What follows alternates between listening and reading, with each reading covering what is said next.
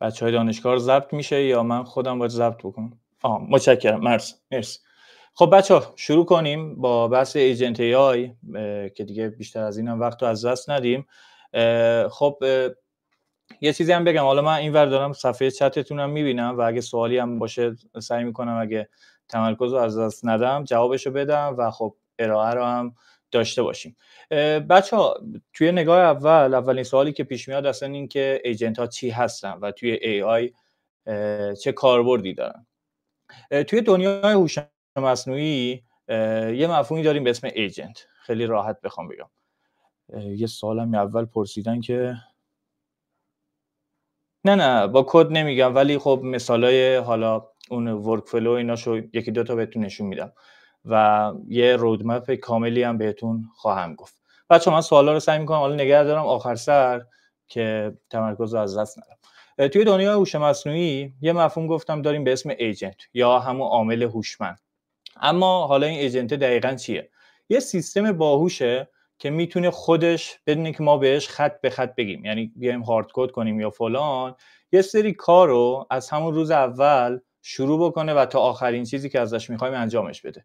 فرقش با یه مدل معمولی چیه؟ اینه که فقط جواب سوال رو نمیده به ما، خب، بلکه خودش فکر میکنه، خودش تصمیم میگیره، پلن میریزه و برنامه ریزی میکنه و تولز یا ابزاری که نیازشه استفاده میکنه و مرحله به مرحله این کار رو میبره جلو.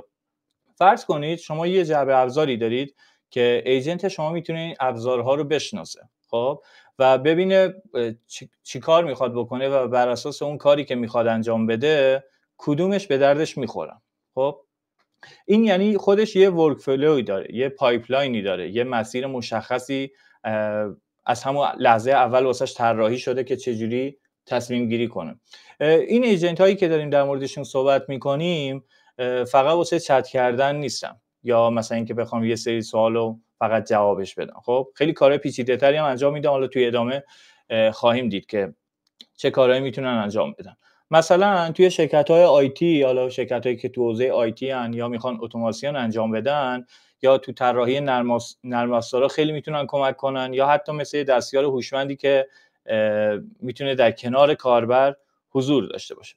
مغز این ایجنت هایی که داریم در موردشون صحبت میکنیم چیزی جز در واقع همین LLM هایی که میبینیم نیستن، یعنی فقط همین LLM هایی هستن که داریم در طول روز استفاده میکنیم، ولی اینا میتونن ورودی های ما رو بفهمن، خب، تجزیه و تحلیلش کنن و قدم به قدم پیش برن بر اساس نیاز ما.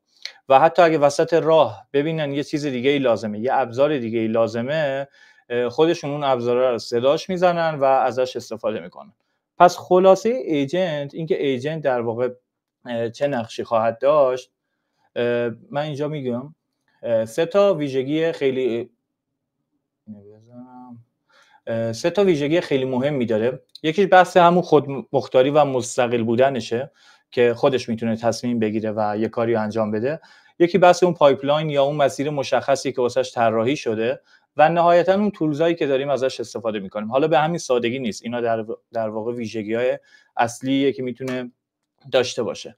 پس خلاصه ایجنت شد یه سیستم باهوش که خودش مثل یه مهندس یا یه کارمند با تجربه میتونه یه کار پیچیده‌ای رو 0 تا 100 جلو ببره بدون اینکه نیاز باشه ما دائم بهش بگیم چیکار بکنه. اما AI ایجنت ها چجوری کار میکنن؟ این بحث کار کردنشون که دقیقاً فعالیتشون به چه شکلی است. همونطور که گفتم مغز اصلی ایجنت ها همون LLM هاست، همون مدل های زبانی بزرگی که داریم استفاده میکنیم مثل GPT و اینا، چت GPT و اینا. ولی یه تفاوت بزرگی که دارن اینه که این مدل ها بر اساس یه چیزایی جواب میدن. منظورم مدل های خود GPT و ایناست که ایجنت بیس نیستن. خب بر اساس داده هایی کار میکنن که قبلا یاد گرفتن، یعنی اگه یه چیزی رو توی دیتای آموزششون ندیده باشن عملا نمیتونن جواب بدن. مثلا چی؟ مثلا من میگم امروز چندمه، خب چون این دیتا نبوده توی در واقع حوزه‌اش، یا مثلا میگم چه میدونم کرونا مثلا یه مریضی امروز اومده و من در مورد اون مریضی اگه ازش بپرسم قطعا نمیتونه جواب بده چون مریضی جدیده و توی دیتاهاش نبوده توی موقع ترین. یکی از بچه‌ها میگن صدا ندارم، صدا اوکیه؟ خب صدا پس اوکی. من حالا میگم چتاتون هم میبینم، باز همزمان دوتا مانیتور رو دارم میبینم. و اینکه گفتم که اینا اگه توی دیتاهای آموزشیشون نبوده باشه قطعا نمیتونن جواب بدن. و ایجنت ها یه چیز خفنی که دارن به اسم تول کالینگ. خب این تول کالینگ یعنی عملا شما یه تولزیو یا یه فانکشنیو، این که میگیم تولز چیزی بیشتر از یه فانکشن نیست توی حالا کد نویسیمون، یه تولزی رو میتونن کال کنن بر اساس نیازشون. خب یا مثلا همون این که مثلا من گفتم امروز چندمه، کافیه ما یه فانکشنی، یه API که تاریخ روز رو به ما میده، کافیه ما این API رو کالش کنیم و جواب امروز رو به ما میده و ما میتونیم اون جواب رو در اختیار خود در واقع مدل LLM بذاریم. پس ایجنت این نیست که جادو بکنه یا یه چیزی خودش خلق بکنه، نه، ما فقط داریم با یه سری ابزارها تقویتش میکنیم. خب یا مثلا میتونن سرچ بزنن واسه اون دیتایی که در واقع و سوالی که ازشون خواستن. همینجاست که اون ایجنت تبدیل میشه به سیستم هوشمندی که واقعا مستقله، خب و خودش هدف رو میفهمه. یعنی بر اساس نیاز که مثلا علی از من آب و هوا خواسته یا حالا هر چیز دیگه، بر اساس این نیازش میره اون API که مد نظرشه کال میکنه. حالا چالشش کجاست؟ اینه که چجوری بفهمه اون API رو کال کنه، یا وقتی اون API که کال میکنه شاید ما اینپوت هایی که مد نظر اون فانکشن یا اون تولز هست در اختیارش نذاشته باشیم و این ارور هندلینگ عملا که بهش میگن، این خودش میشه اون چالش هایی که توی ایجنت ها باش برخورد داریم. حالا این مفهومی که توی ایجنت ها دارن جدا از این بحث تول کالینگی که اینجا میبینین، یه مفهومی هست به اسم در واقع این که شما بیاین تسکا رو کوچیک‌تر کنید. یعنی عملا تسک دیکامپوزیشن بهش میگن که شما خورد خورد میکنید. قرار هست یه مسئله خیلی بزرگی رو به کارهای کوچیکتری تبدیل کنید و بر اساس اون کارهای کوچیک بیاین فانکشن مد نظرش رو صدا بزنید. خب ولی نکته جالبترش اینه که ایجنت ها این قابلیت رو دارن که مموری داشته باشن و میتونن حافظه و اون تجربه های قبلی توی حافظهشون ذخیره کنن و ازش استفاده بکنن. یعنی توی تعاملاتی که با کاربرا پیدا میکنن میتونن یاد بگیرن. شاید الان مثلا جالب باشه شما چت جی پی تی اگه برید یه سلام بهش بکنید، مثلا بهتون میگه که سلام علی، یا مثلا چطوری علی، یا میدونه مثلا من از چه دانشگاهی فارغ التحصیل شدم و اینا میشه اون تجربیات و مموری که واسه خودش داره حفظش میکنه. حالا بریم یه سری در واقع مفاهیم اصلی که چجوری ایجنت ها دارن از این ویژگی ها چجوری بهشون کمک میکنه که مجزا بشن از یه LLM معمولی.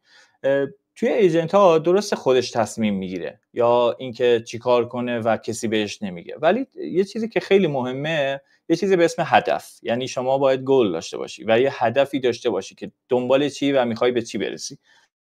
توی این حوزه ها ما معمولا 3 تا تیم داریم. خب 3 تا تیمی که هست، یکی از تیم ها میشه عملا تیمی که دیولپ انجام میده، تیم دیولپ ایجنت. این 3 تا تیم خیلی مهمن. تیم دوم، این اولیش بود، تیم دوم اون تیمیه که کار دیپلویمنت رو انجام میده، یعنی مدل رو در واقع آماده استفاده میکنه. و نهایتا تیم سوم میشه اون تیم یوزر نهایی، یوزری که داره در واقع استفاده میکنه. این 3 تا خیلی مهمه که با همدیگه ارتباط خیلی خوبی برقرار کنن که بدونن دقیقاً هر کدوم چجوری باید با این ابزاره کار کنن، یا اون کسی که دیولپ میده چجوری این ایجنت رو بر اساس اون هدفه بیاد در واقع چی طراحیش بکنه. وقتی ایجنت هدفشو میگیره و میفهمه که چه ابزارهایی در اختیارشه، یه نقشه راه میکشه که مثلا اگه کاربر اینو پرسید، حالا فرض کنید اینجوریه و نه اینا رو خودش تصمیم میگیره، ما قرار نیست مثلا با ایف و اینا بهش بگیم. حالا توی ادامه میبینیم یه سری مدل‌های ایجنت ساده داریم که دقیقاً همین کارو میکنه. ولی هدفمون یه ایجنت کاملا هوشمند اینه که خودش در واقع میاد اون مسیر رو واسه خودش درست میکنه که از چه ابزارهایی و چه وقتی استفاده بکنه تا نهایتاً به اون هدف برسه. البته اگه اون هدفی که داریم میگیم خیلی ساده باشه، یعنی هدف خیلی آنچنان پیچیده نباشه، اصلا تقریبا ایجنت نیازی نداره به این که برنامه‌ریزی خاصی بکنه یا اون یه پلنینگ خاصی انجام بده. فقط کافیه ذره فکر کنه و میدونه کدوم فانکشن رو میخواد کالش کنه و کال میکنه، جواب در اختیار کاربر میاد. ولی وقتی اون کار پیچیده میشه که مثل یه مدیر پروژه میخواد خودش تصمیم بگیره، چون ما میگیم اون نتیجه‌ای که تولید میکنه عملا لاسی که داریم بر اساس اون داره اون امتیاز رو بهش میدیم یا سلکتش میکنیم به عنوان یه ایجنت برتر. اینجا دو تا مورد داریم میبینید توی اسلاید، بحث ریزنینگ با ابزارها و بحث لرنینگ. خب یکی دیگه از ویژگی‌های مهم ایجنت ها داریم میگیم چرا ایجنت ها واقعا اینقدر توی این روزا سر زبونه افتادن، چه ویژگی‌های مهمی دارن. واقعیت اینه که گفتم ایجنت ها همه چی دان نیستن، یعنی خودشون قرار نیست که همه چی رو بدونن. خب یعنی چی؟ مثلا فرض کنید من یه مثال بهتون بزنم، فرض کنید دنبال یه سری اطلاعات در مورد بیماری ها، خب و اونجا نیازه که مثلا بره سمت دیتابیس های بیرونی یا اون اطلاعات بیرونی، کافیه یه API کال کنه یا حتی با یه ایجنت دیگه ای صحبت کنه. حالا ما اونجا دیگه بحث مالتی ایجنت میشه که یه بحث پیچیده تره، ما چند تا ایجنت رو در واقع داریم استفاده میکنیم. بحثی که هست صدا نه اوکی، اینه که بعد اون اطلاعاتی که از دیتابیس میگیره، حالا در مورد هر سوالی، در مورد مریضی باشه، در مورد آب و هوا باشه یا هر چیز دیگه ای، میاره اونا رو میذاره کنار اون مموری که بهش اشاره کردم و بر اساس اون مموریه و این اطلاعات جدیدی که پیدا کرده شروع میکنه به فکر کردن که حالا من چه تصمیمی بگیرم و این فکر کردنه دائم داره بررسیش میکنه، یعنی دائم توسط ایجنت داره بررسی میشه که این درسته یا نه، این اطلاعاتی که گرفتم جواب میده یا نه، نیاز دارم مثلا یه مرحله دیگه برم جلو یا خیر، یا مثلا یه کار دیگه باید تعریف بکنم یا نه. اینو خودش و بر اساس اون داده‌ای که در اختیارش میذاره عملا بحث اون منطقش رو داره میسازه، یعنی بر اساس یه منطقی داره جلو میره. مثلا فرض کنید من دارم برنامه‌ریزی میکنم که آیه هیدر، من جواب سوالتون رو خواهم داد حتما. فرض کنید من دارم یه برنامه‌ریزی میکنم که بگم توی شهریور میخوام یه روزی که دمای هوا مثلا توی آفتابی مناسب باشه، خیلی گرم نباشه، مثلا برم شنا توی یکی از شهرهای شمال. خب چه روزی بهم پیشنهاد میدی؟ خب اون ایجنت گفتم متخصص مثلا آب و هوا نیست یا متخصص یه روز خاصی نیست، خب و همینجوری نمیتونه از ذهنش بگه که فلان هفته بهترین زمانه. چی کار میکنه؟ میره مثلا دیتای چند سال گذشته آب و هوا رو نگاه میکنه. خب آب و هوای مثلا منطقه شمال، حالا مثلا استان مازندران یا هر جای دیگه. بعد چون نمیدونه دقیقاً چه شرایطی واسه اون شنای خوبه مگه اینکه ما خودمون تعریف کرده باشیم، خب خودش میاد یه سری شرایط رو در نظر میگیره، مثلا واسه شنا کردن این دما خوبه، مثلا زیر چه میدونم 20 درجه مثلا سرده و به درد شنا کردن نمیخوره و اونجاست که بفهمه اون شرایط ایدئاله چیه. حالا با اون شرایط ایدئاله که کنار اومد و فهمید چیه، میره مثلا از یه ایجنت دیگه‌ای که متخصص آب و هواست یا حالا یه ایجنت دیگه‌ای که متخصص مثلا شنا، فرض کنی یه فردی هست، یه ایجنتی هست که میدونه دقیقاً شنا چه شرایطی داره و با اون ارتباط برقرار میکنه. مثلا اون بهش میگه چی؟ مثلا میگه آقا باید آفتابی باشه، بارونی نباشه، مثلا نمیدونم حالا هر ویژگی دیگه‌ای که به ذهنتون برسه و همه این اطلاعات رو میذاره کنار همدیگه و بررسی میکنه که آیا این شرایط ممکنه پیش بیاد مثلا توی شهریوری که علی از من خواسته یا نه. مثلا میگه چه میدونم هفته مثلا سوم شهریور مناسب شماست بر اساس این اطلاعاتی که کسب کرده. یعنی همه اینا نهایتا ما میدیمش به LLM و چیزی غیر از یه LLM نیست اون وسط. ولی اینکه کدوم ابزار رو صدا کنیم و کدوم ابزار چجوری بهمون جواب میده اون ابزاری که مد نظرمونه، همه ایناست که باعث میشه دقت ایجنت ها بره بالاتر. یه بحث دیگه ای که خیلی مهمه و باعث میشه که ایجنت ها واقعا باهوش و به درد بخور باشن، این بحث لرنینگ. این که اینجا میبینیم بحث لرنینگ چیه؟ مثلا توی همون مثال قبلی، حالا بخوام اون مثال رو نزنم یا با همون مثال، خب مثلا همون مثال قبلی رو بزنیم که شاید راحت تر باشه واسهتون. LLM بچه من این سوال باید جواب بدم چون این خیلی سوال مهمی، اگه کسی LLM رو ندونه چیه تقریبا بقیه ماجرا رو هم نخواهد فهمید. من LLM فقط خیلی داخل پرانتز بگم LLM میشه این مدل زبانی بزرگ، مدلی که شما یه اینپوت بهش میدید، حالا توی ادامه من باز اشاره میکنم بهش و یه خروجی ازش میکنید. عملاً مدل های زبانی، یعنی مدلی که مثل مدل گفتار زبان فهمیده، اون ساختار زبان اصول زبان که مثلا فاعل کجا بیاد، فعل کجا بیاد یا هر چیز دیگه ای. اینو فهمیده و مثل انسان میتونه صحبت بکنه. اینو فرض کنید یه LLM. در مورد MCP هم من صحبت میکنم توی اسلاید بعدی. چشم. حالا همون مثالی که زده بودیم، مثال همون شنایع، فرض کنید یه پیشنهادی به ما میده، مثلا گفته بود هفته سوم شهریور. خب من میگم نه، خوب نیست، بر اساس اون نیازی که خودم در واقع خواستم و تجربه‌ای که مثلا از اون منطقه دارم، میدونم نه، واقعا هفته سوم شهریور خوب نیست. خب اونجا مثلا بهش میگم نه این هفته خوب نیست. چرا؟ مثلا چون مثلا باد زیاد داره اونجا، خب توی اون هفته. خب اونجاست که این ایجنت این فیدبک منو میگیره و اینو سیوش میکنه و از این لرن میکنه، یاد میگیره که حالا اگه یه موقع یه کسی دیگه ای اومد یه همچین سوالی خواست، من یادم باشه هفته سوم مثلا شهریور توی استان مازندران مثلا باد میاد. خب این میشه همون بحث لرنینگه و بر اساس اون لرنینگ که میکنه عملا رفلکشن انجام میده و اون فیدبک رو به کاربر میده، فیدبک مناسب تری بهش میده. این تعامله باعث میشه که ایجنت خیلی هوشمندتر بشه و کاملا شما رو درگیر نگه میداره. ولی دفعه بعدی که ازش بپرسین دیگه قطعا اینقدر درگیرتون نمیکنه. اوکی استنجا. خب یکی دیگه بریم سراغ بحث. یه نکته مهمی که من اینجا حالا یادم نره بهش اشاره بکنم اینه که ایجنت ها میتونه مشکلاتی که قبلا باش مواجه شده رو توی دیتابیس خودش نگه داره. همون بحث مموری است، ولی اینا واقعا ساختارهای خاص خودش داره. مثلا خود مموری ها که حافظه ها توی ایجنت ها به چه صورتی هست، اینا واقعا مباحث خیلی پیچیده‌ای نیستن و مدل‌های مختلفی دارن. ما انواع مموری داریم که چجوری دیتابیس ها رو بیان اطلاعات توش ذخیره کنن. مثلا اگه نتونسته یه بار جواب درست بده چون فلان اطلاعات کم بوده، اون تجربه رو نگه می‌داره که بعداً مثلا دوباره به همون مشکل نخوره. یکی دیگه اومد یا یه جور دیگه پرسید، بتونم مثلا بهش جواب بدم. اما انواع ایجنت هایی که ما داریم، انواع ایجنت هایی که هست، من سعی میکنم اینجا یه اشاره بهشون بکنم. من توی 5 تا دسته قرارشون دادم کل ایجنت ها.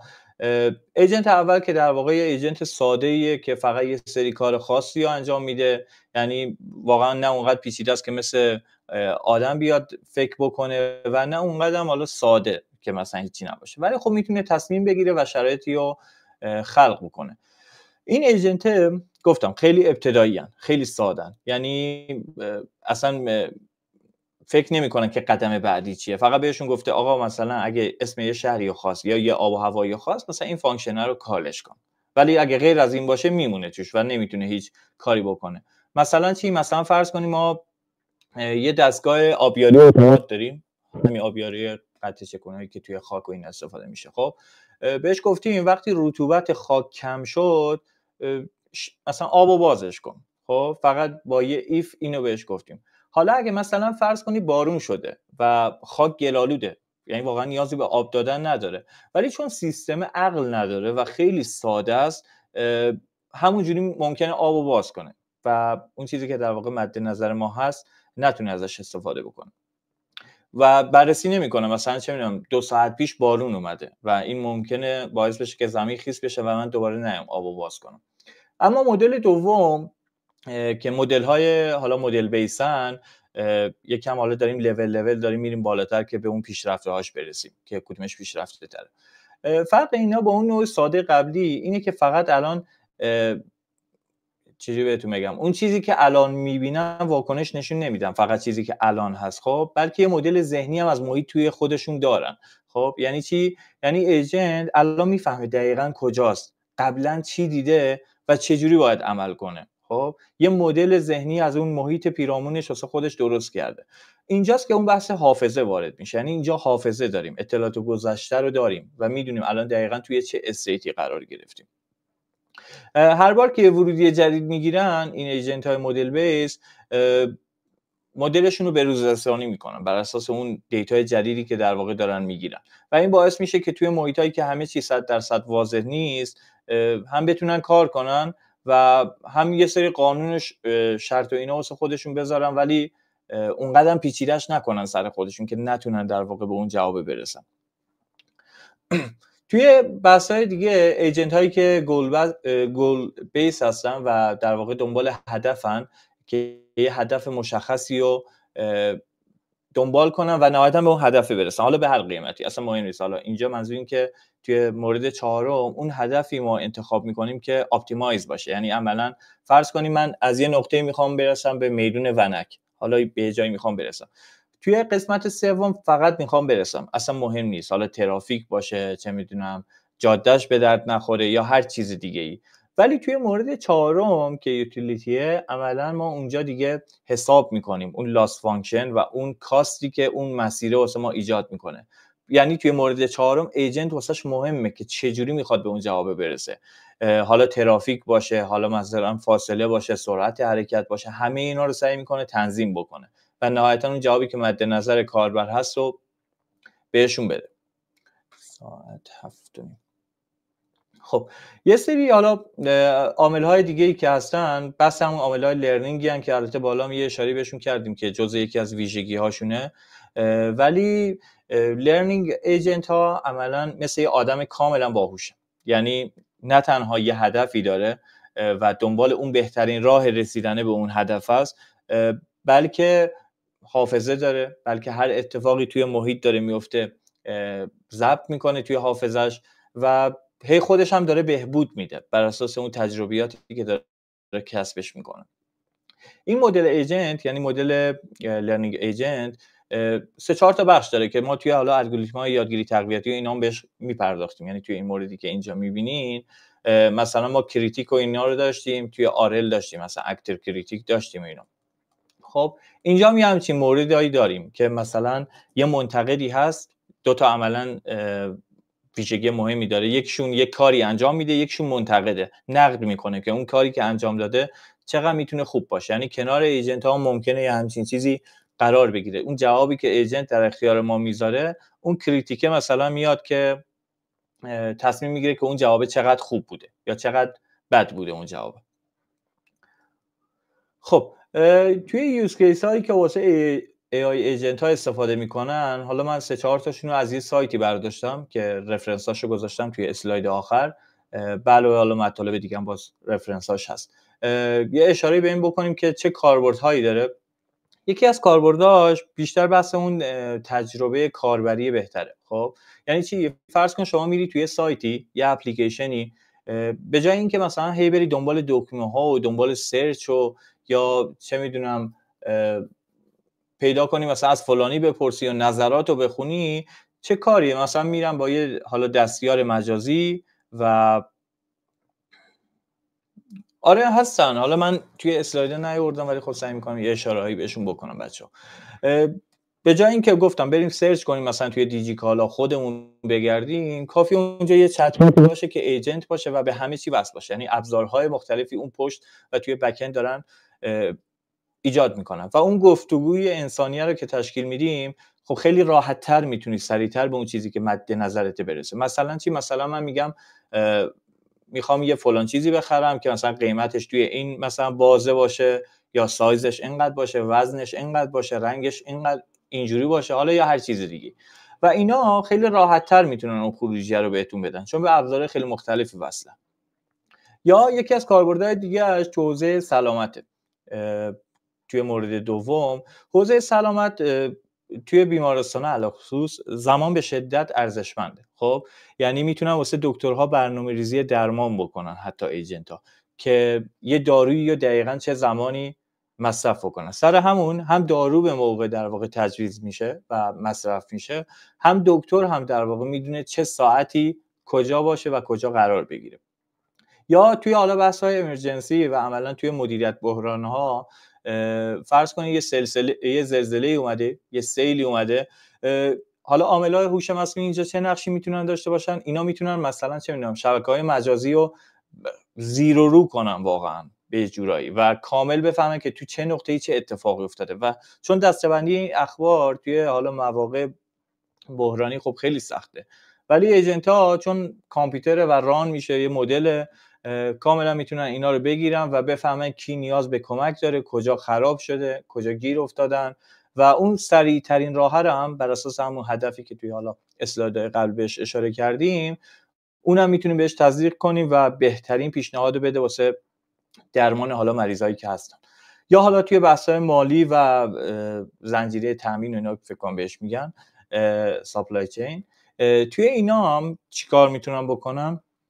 فرض کنیم مثلا توی همین بحث‌های تحلیل‌های مالی که الان چه خبره، چی قراره گرون بشه، کی مثلا باید این خرید بشه، کی باید فروخته بشه و همین ابزارهایی که حالا توی بحث‌های مالی میتونن استفاده بکنن، اینا همش تولزهای مختلف خودشونو دارن و هر شرکتی بر اساس نیازش ممکنه یکی دو تا از این ایجنت‌ها رو توسعه داده باشه. خب بچه‌ها بریم سراغ یه مفهوم که شاید خیلی وقتا بچه‌ها قاطیش میکنن، اینکه AI ایجنت با AI اسیستنت چه فرقی داره. خب اینا دو تا موضوع واقعا مختلفن، یعنی باید یه بررسی روشون انجام بشه. حالا من یه سری اسلایدها رو عوض کردم که یکم ذهنیتتون رو آماده کنم که بریم جلوتر و اون رودمپ اصلی رو ببینیم که دقیقاً یه ایجنت چجوری ساخته میشه. فرض کنید شما توی دنیای فوتبال، حالا بچه‌ای که فوتبالیان دیدین مثلا میگن دستیارش فلانیه و ایجنتش فلانیه، این دوتا چه فرقی با هم دیگه دارن؟ خب دستیاری که میگیم دستیار چیکار میکنه؟ دستیار بیشتر بحث اینه که شما میتونی بهش دستور بدی، یعنی بهش میتونی یه کاری بسپاری و یه کاری ازش بخوای، مثلا بلیت بگیره، مثلا هتل رزرو کنه، حالا میتونی اینا رو بهش بگی، شام رزرو کنه. یه دستیار کمکیه، یه اسمش روشه و میتونی یه کاری اگه بهش بگی عملا واسه انجامش بده. اما ایجنت چی؟ ایجنت خیلی وقتا ممکنه اصلا به تو نگه و خودش مثلا بره قراردادی با یه سوالا، اینا که قطعا با هم دیگه همکاری میکنن. بحث بیشتر اینه که اون ایجنت یکم استقلال بیشتری داره و درگیر این نیست که مثلا بیاد یه دستور خاصی حالا خیلی بهش بدن یا فلان کنه. خودش میره قرارداد میبنده، خودش میره دنبال بازیکن جدید، حالا توی بحث فوتبالی اگه بخوایم بگیم، و موارد دیگه. توی اینجا هم دقیقاً همین شکلیه. خب که ما اسیستنت یه کسیه که میتونیم فقط باهاش صحبت کنیم، یه سری ابزارها رو یا یه سری کارها رو در واقع واسه ما خروجی بده. ولی توی ایجنت ها ما میتونیم یه چیزی رو ران کنیم و خودش میره حالا تصمیم میگیره بر اساس اون نیازش. مثلا یه جایی توی دیتابیس یه اتفاق افتاده، میتونه یه سطری یه ستونی رو حذفش کنه و این اختیار رو ما خودمون بهش دادیم و اصلا قرار نیست به ما بگه. حالا میتونه بهمون بگه ولی اون استقلاله رو داره. میخوام اینو بهتون بگم که اون استقلاله هست که در واقع بدونه که به شما بگه، خودش بره تصمیم بگیره. اینو گفتم گوشه ذهنتون باشه که تفاوت این دوتا دقیقاً چه شکلیه. مثلا الان ما توی اسیستنت گفتم یه دستیار شخصیه، تا بهش نگی یه کاریو بکن انجام نمیده واسط. مثلا باید بهش بگی آقا این ایمیل رو واسم بنویس یا مثلا این جلسه رو تنظیمش کن.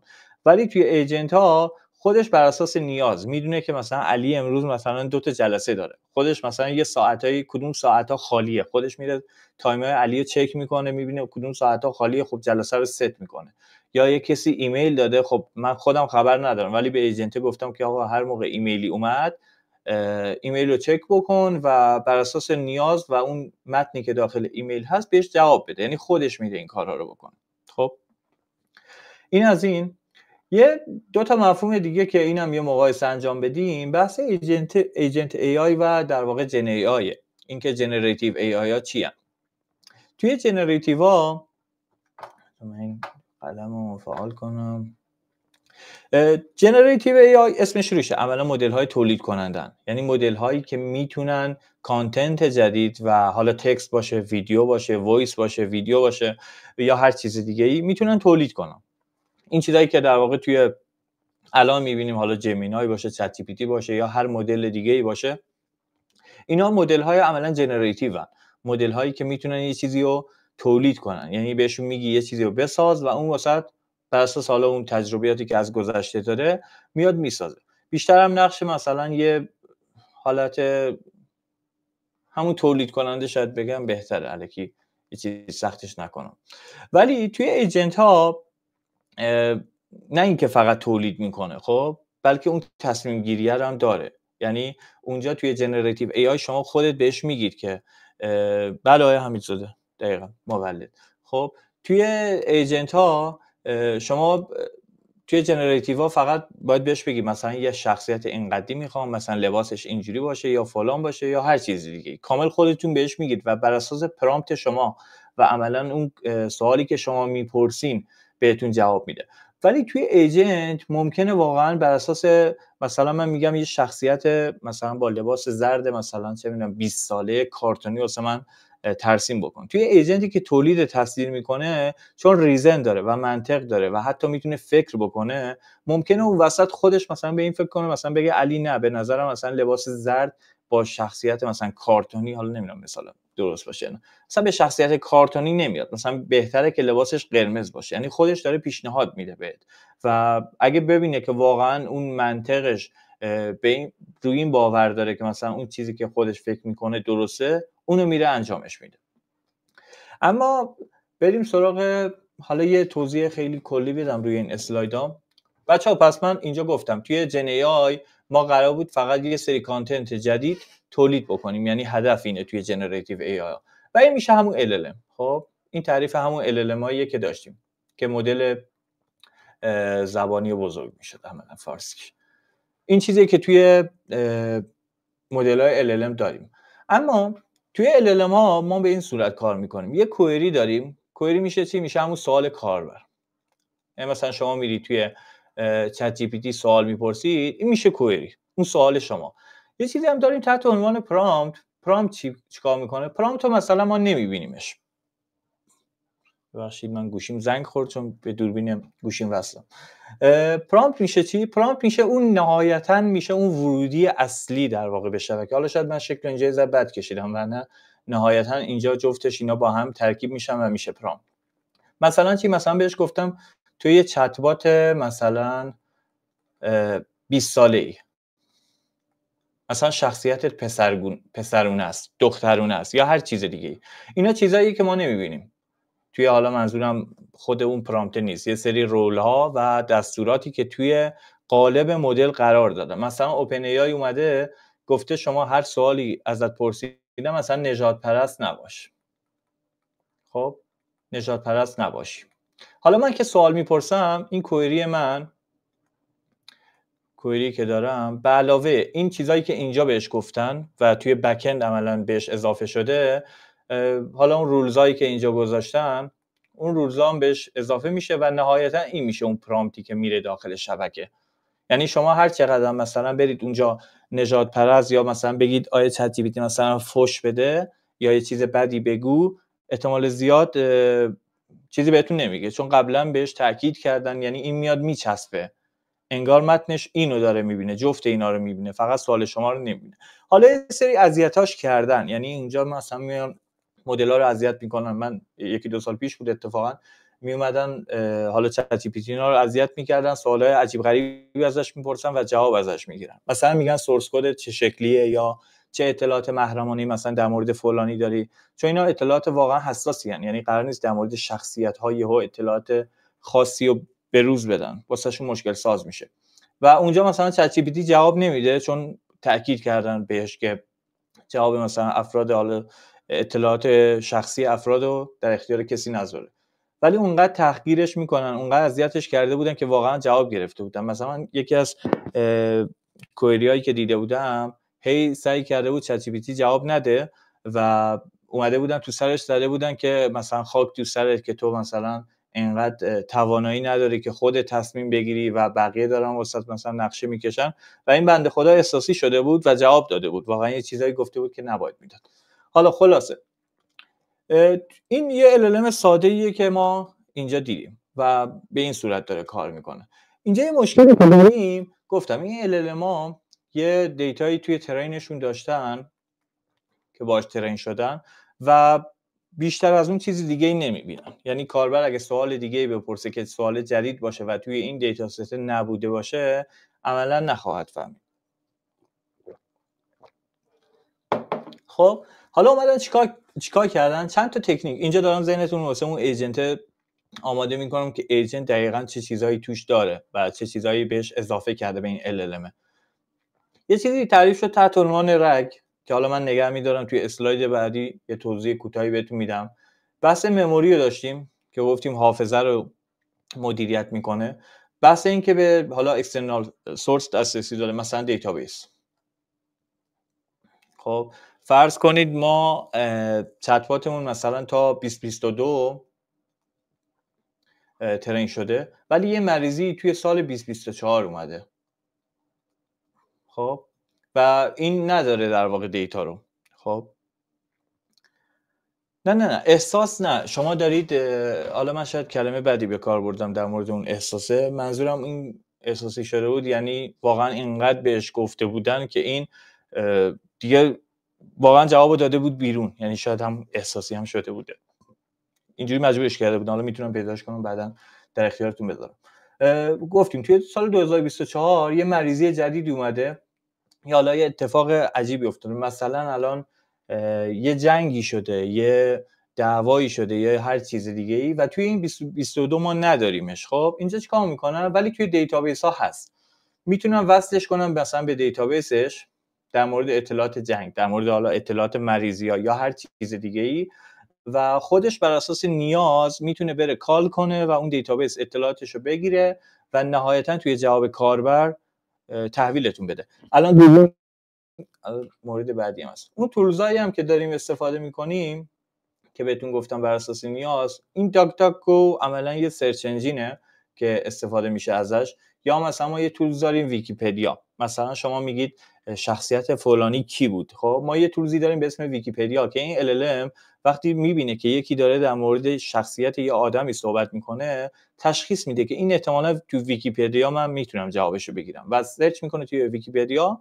و جوابشو برمیگردونه. یا شما توی حالا آرشیو که مال مقالات هست، میتونید دنبال یه مقاله‌ای که میخواین بگردین، سرچی که میکنی خودش میره تولزشو کال میکنه و نهایتا جواب بهتون برمیگردونه. توی چت جی پی تی که الان میرین عملاً یه سرچی اون پایین میبینین، این یه چیزی شبیه اینه، مثل داکتاکو که توی حالا پایتون اینا میتونید استفاده بکنید. صدام اوکیه بچه‌ها؟ یه لحظه. خب پس این سرچ و اینا چیزاییه که به ایجنتتون در واقع امکانات خیلی بیشتری میده، یعنی ایجنتتون داره آپدیت. الان شما برید از چت جی پی تی بپرسید، 2 سال پیش اگه میپرسیدید امروز چندمه، بهتون میگفت که من نمیدونم، دسترسی به اطلاعات امروز ندارم که مثلا چندمه. ولی الان شما برید بپرسید، حتی اگه سرچ هم روشن نکنید، خیلی جالب، اگه سرچ رو روشن کنید که خب منطقه پیداش میکنه، چون میره در لحظه سرچ میکنه، ولی حتی سرچ هم روشن نکنید بازم بهتون میگه امروز چندمه، چون خودش اینقدر باهوش شده که وقتی این سوالو میبینه میفهمه این سواله باید بره تولز مثلا سرچ رو کال کنه، حالا چه شما سرچ رو اکتیو کنید چه نکنید. خب بحث رگ، من حالا میگم توی ایجنت ها واقعا ما داریمش، یه اشاره خیلی کوتاهی بهش بکنم. فرض کنیم ما یه داکیومنت داریم که این پر تکسته، پر متنه. خب این داکیومنت رو ما عملا نمیتونیم حالا در مرحله اول کامل بدیمش به LLM، چون طولش زیاده. مثلا فرض کنید چه میدونم 500 میلیون مثلا توکنه، حالا هر چیزی. خب توکن میشه، شما فرض کنید همون کلماته. این توکن ها رو ما چون تعدادشون خیلی زیاده نمیتونیم همه رو در واقع بدیم به LLM. میان چیکار میکنن؟ تیکه تیکش میکنن که بهش میگن چانک. این میخوام بگم حالا کاربردش چیه. اینا رو که تیکه تیکه کردن میدن به یه سری مدل تحت عنوان مدل امبدینگ، امبد میکنم، یعنی میرم بردار میشه. این تکسته یه بردار عددی میشه با هوش مصنوعی دیگه، با ماشین لرنینگ. این یکی یه بردار دیگه میشه و نهایتا همه اینا بردار میشن. پس ما اومدیم اینجا، حالا هر داکیومنتی میتونه باشه، صفحات وب باشه، هر داکیومنت دیگه ای، ما اومدیم کردیم و نهایتا دادیمش به امبدینگ. این هر مدل حالا که توی حالا بر اساس فارسی و انگلیسی با مدل خیلی مختلفی که میبینه و نه امبدینگ هایی باشه، نهایتا اینا رو میبریم توی وکتور دیتابیس. حالا شما میگید وکتور دیتابیس میتونید استفاده کنید، مثلا وکتورها رو توی روی SQL هم ذخیره دیتابیس، یعنی شما میدید کنید توی هر دیتابیس دیگه، یعنی ماتریساتون رو داخل این ذخیره میکنید. پس رفتین داخل دیتابیستون، همه این ماتریسایی که بالا داشتیم رو ذخیرهش کردیم. مثلا فرض کنید این 500 میلیون توکن شده مثلا 10,000 تا وکتور. پس ما 10,000 تا ماتریس توی دیتابیسمون داریم. حالا کاربردش چیه؟ که منظور این که چجوری مدل رو میتونیم آپدیت کنیم با روش رگ. این روش رگ واقعا یکی از روش‌های پیشرفته و به شدت حالا خیلی هم ساده ولی واقعا کاربردیه. چجوری کار میکنه؟ کاربر میاد یه سوالی میپرسه مثلا در مورد همون سال 2024. خب ولی ما گفتیم مدلمون تا سال 2022 در واقع چیز داره و اینو ما نداریم هنوز توی دیتابیس. کاربر یه سوال میپرسه در مورد یه چیزی، در مورد اطلاعات مثلا یه شرکتی که توی سال 2024 است. سوال کاربر رو ما میایم امبدینگش رو حساب میکنیم، دقیقاً مثل بالا، یعنی میشه وکتور. این سوال کاربره، میشه یه وکتوری و اون داکیومنت جدیده که مال 2024 بود اون اومدیم چانکش کردیم و ریختیم داخل دیتابیس. یعنی عملا توی وکتور دیتابیسمون اطلاعات جدید و بروز داریم. حالا میان یه سیمیلاریتی حساب میکنن. ما 2 تا بردار داریم دیگه، رنگام قاطی شده تماما. ما 2 تا بردار داریم، یکیش مال کوئریه و یه سری بردار دیگه هم داریم توی دیتابیسمون. مثلا گفتیم 10,000 تا برداره. این برداره به کدوم یک از اینا نزدیک‌تره؟ خب یه سیمیلاریتی ماتریسی دیگه درسی تو ریاضی داشتیم که شما بردارا رو اگه ضرب داخلی میگفتم فکر کنم ضرب داخلیشون بکنی میتونی اون فاصله 2 تا بردار رو از همدیگه پیدا بکنید. من نهایتا بهش میگم آقا 5 تا وکتوری که کمترین فاصله رو داره به من برگردون از این 10,000 تا. میگم 5 تایی که به این شبیه تره. این 5 تایی که برگردون من به عنوان تکستایی که خیلی شبیه به جواب منه، یعنی من میتونم جوابمو احتمالاً از اونا اکسترکت کنم. این شد این 5 تایی که داشتیم. خب این 5 تا خب ما تکستاشو داریم دیگه، درسته اینجا امبدینگش حساب کردیم ولی میدونیم چانکش چی بوده، اون بالا سمت راست در واقع حسابش کردیم. حالا این متناشو برمی‌داریم به علاوه اون کوئری که کاربر کرده در اختیار مدل میذاریم. یعنی میگیم آی مدل این دیتا ها رو دارم، خب و اینم سوال کاربرمه، بر اساس اینا بیا به من جواب بده و نهایتا اون جواب نهایی رو به ما میده. یعنی با اینکه مدل مال 2022 بود ولی ما اطلاعات جدیدی هم که بهش دادیم توی پرامپت خودش، توی ورودی خودش تونست استفاده بکنه. این از مدل رگ گفتم یه توضیح بهتون بدم. خب حالا توی ایجنتیک AI ما یه سری ابزارهای خیلی مختلفی که بهشون دسترسی داریم گفتیم. دیتابیس هست اینجا میبینین و بس فایل هاست، میتونه مثلا فایل اکسل رو بخونه، فایل ویدیو رو باز کنه، تصویری رو باز کنه، تحلیلش بکنه، کاملا دسترسی داره به اون سیستم شخصی شما. یا میتونه سنسور داشته باشه، مثلا چی، مثلا دوربین لپتاپتون رو روشن کنه، خودش ورودی بگیره یا هر چیز دیگه. API میتونه کال کنه، مثلا مثل همون آب و هوایی که داشتیم یا تاریخ رو میتونیم داشته باشیم یا هر API دیگه. پس میتونه به این ابزارها متصل بشه. از مهمترین ویژگی هایی که سمت راست میبینین، حالا من اینجا 5 تاشو نوشتم و یه سری ویژگی های دیگه ای هم که داره، من خیلی خلاصه فقط بهتون بگم که این ویژگی ها دقیقاً داره چی کار میکنه. البته تقریبا همش هم گفتیم، به نظرم بریم سراغ اون رودمپ و یه سری مسائل دیگه شاید خیلی بهتر باشه تا اینکه وقتمون رو روی این بذاریم. ولی یه اشاره‌ای که بهش بکنم، ایجنت ها میتونن خیلی تخصصی کار کنن. یعنی بعضیاشون با اینکه خیلی سادن و یه کار تکراری و خیلی درست انجام میدن، ولی بعضیاشون واقعا پیشرفته ترن و اون حافظه‌ای که در اختیارشونه یا اون تجربیاتی که از گذشته در اختیارشون هست خیلی راحت تر میتونن درک کنن بر اساس اونا و اینو حالا بهش میگن تخصصی کار کردن. البته من اینجا نیاوردمش ولی یکی از ویژگی‌هاشه که فکر می‌کردم اینجا هست.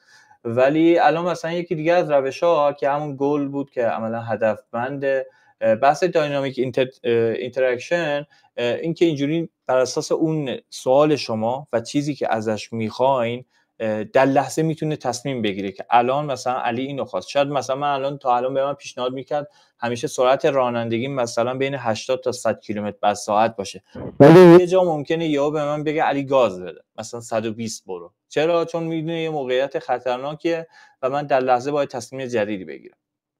ادپتیو لرنینگ هم که حالا بهتون گفتم که بحث همون لرن کردنه که بتونه فیدبک هم بگیره و بر اساس اون فیدبکی که از کاربر میگیره بتونه خودش رو بهبود بده و ریزنینگ هم که به اندازه کافی ما صحبتش رو کردیم. حالا بچه‌ها اینجا چند تا نمونه می‌بینین از پایپلاین هایی که توی ایجنت داره استفاده میشه. این مثالی که اینجا هست واسه تولید تصاویر با دالی که مال اوپن ای آی عملا مدل دالی که میاد تصویر تولید میکنه. پس این چت بات یا این حالا ورک فلویی که اینجا میبینی واسه تولید تصویره. این از نیتن استفاده کرده که حالا نیتن هم بهش میگن، یه همچین مموری رو در اختیارتون میذاره و اوپن سورسه، میتونه استفاده کنین واسه بحث ایجنت ساختن. حالا توی ادامه یه نمونه‌اش هم که امروز آماده کرده بودیم و بهتون نشون میدم که دقیقاً چجوری کار میکنه. نیتن میاد بهتون اجازه میده که شما یه همچین ورک فلوی رو تعریف کنید. اینجا اومده چیکار کرده؟ یه بات تلگرامی رو به عنوان اینپوت در نظر گرفته که کاربر میتونه با این بات صحبت کنه. خیلی ساده است، با چند تا کلیک، فقط کلیک کردن روی هر کدوم از اینا میتونین تنظیماتش انجام بدید. مثلا روی این تنظیماتی که داره یه دونه کی داره مال خود تلگرام، اگه بات ساخته باشین احتمالاً بهش برخوردین. مثلا یه همچین کی که شما تلگرام در واقع بهت اجازه بده که توی این ابزار ازش استفاده بکنی. این داره لیسن میکنه همیشه واسه اینکه یه دستور جدیدی بهش بدید. حالا اینجا اومدیم ما ایجنتمون رو ساختیم. ایجنتی که ساختیم ما حالا هم تولز های مختلفی بهش دادیم، هم مموری واسش تعریف کردیم و هم یه چت مدلی هم داریم. گفتم منطق و همه چیز در واقع از اون LLM که اینجا هست گرفته میشه. اینه که بهش میگه دقیقاً حالا چیکار بکنه و از چه تولز هایی میتونه استفاده بکنه. اینجا مثلا اومده یه مدل اوپن ای آی حالا چت تعریف کرده که شما وقتی روی این کلیک کنید و اون API کیتون رو که از اوپن ای آی میگیرین وارد بکنین، عملاً وصل میشه به LLM تون. یا حالا بحث‌های مموری ها که چه مموری هایی داریم، این خودش یه داستان جداییه که توی ادامه باز توی رودمپ بهش خواهم پرداخت. و یه سری تولز هایی هم که تعریف کرده، یه دونه تولز داریم که میتونه عکس تولید کنه. این عکس تولید کننده است. و یه دونه دیگه که داریم یه تولزیه که در واقع یه ایمیجی رو برمیگردونه بهتون که بتونه اون ایمیج رو حتی روش وقتی کلیک بکنین بهتون نمایش هم میده. در لحظه میتونین ببینینش. خب این یه تولز دیگه است. اینا رو بر اساس نیاز در واقع انتخاب میکنه. مثلا کاربر گفته یه عکس فلان بهم بده، خب میاد اینا استفاده میکنه. ولی وقتی یه جایی بله ویدیو هم ذخیره میشه. خب وقتی یه جایی طرف اصلا نگفته تصویری واسه من تولید کن، خب نیازی نیست مثلا این تولز رو اکتیوش کنه، اصلا انتخاب نمیشه. و همین مثلا اوپن ای آی چت بهش میگه مثلا اگه میخوای تصویری تولید کنم مثلا به من بگو، یعنی همچین چیز. و نهایتا یه حالا تلگرام دیگه اینجا اضافه کرده واسه بحث خروجی نشون دادنه. این خروجی، این میشه ورک فلو. عملا میشه نه شما میتونید تولز هم بسازید بچه‌ها. این تولزایی که اینجا هست، حالا میگم من یه مفهومی هست تحت عنوان MCP، شاید اونجا راحت‌تر بتونم با تولز ارتباط برقرار کنم. تولز رو خودتون میتونید بسازید. تولز چیزی جز یه فانکشن نیست، واقعا به همین سادگیه.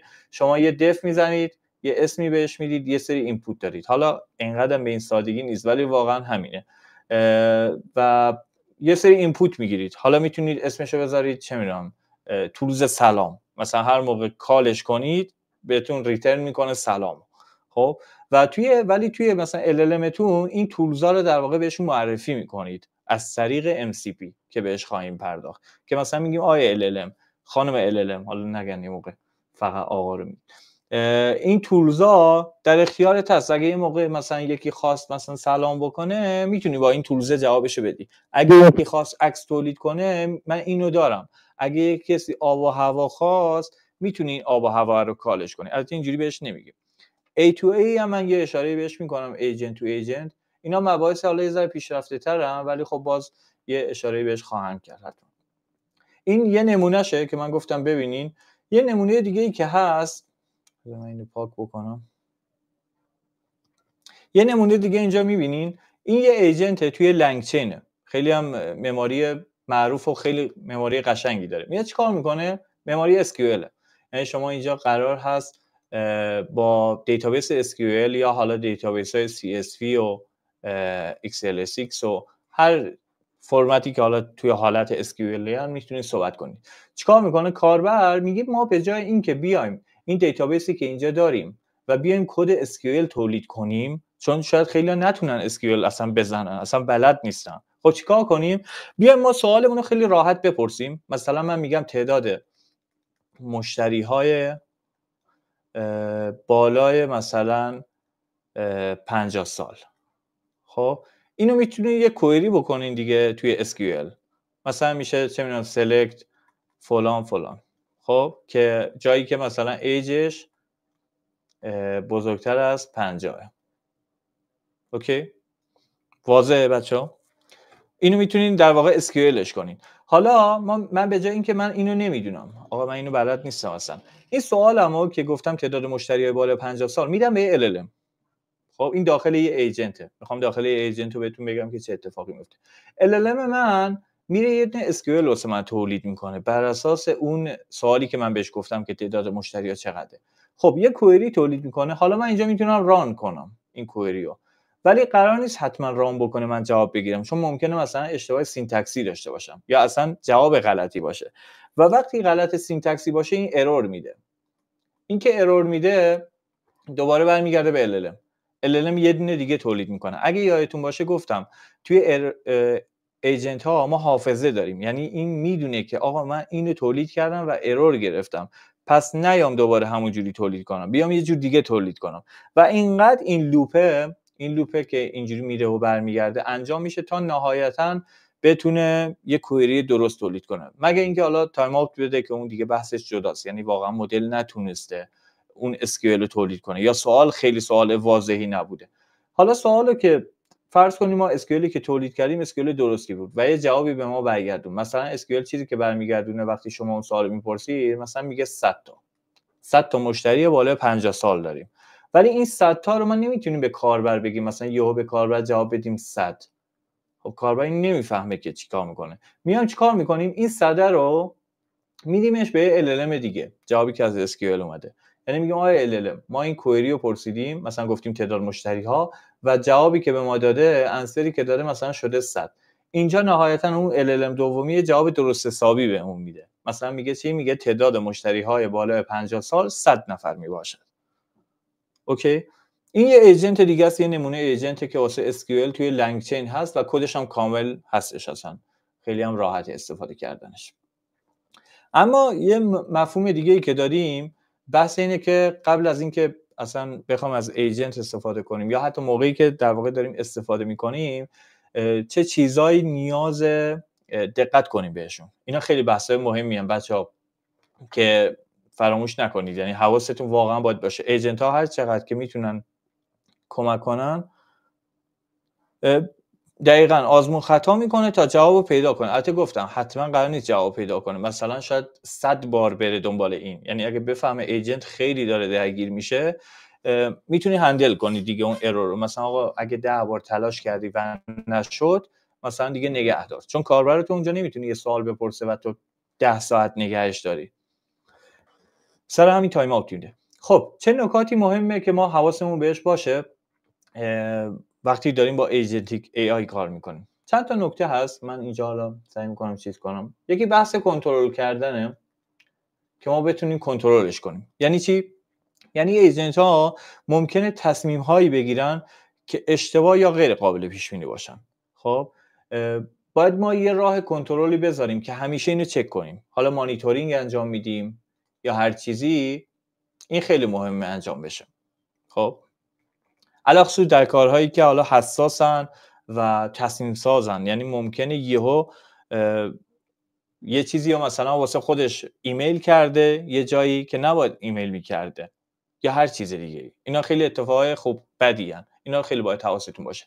بحث دیگه اینجا اگه بگیم یکه، بحث دوم بحث دسترسی هاست که ما چقدر دسترسی بدیم به بچه. ببخشید اگه دست خطم هم خیلی بده، خیلی عذر میخوام.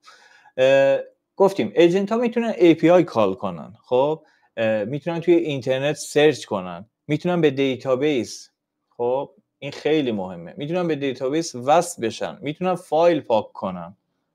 بچه‌ها بوده این موردها رو واقعا من دیدم، یکی دو مورد. خیلی باید حواستون به این قضیه باشه که هر چیزی رو نذارین ایجنت خودش انجام بده و حتما سطح بندی بکنین بر اساس یوزر، اون کسی که دیولپ کرده، اون کوئری که میاد خیلی مهمه کوئری رو بفهمین که دقیقاً چی میخواد.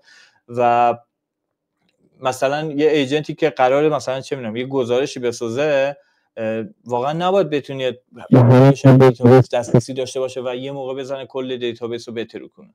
سر همین بکاپ گرفتن از دیتابیس هم موقع استفاده از ایجنت ها خب خیلی توصیه میشه. بحث دیگه ای که داریم بحث داده‌های ورودی خروجیه.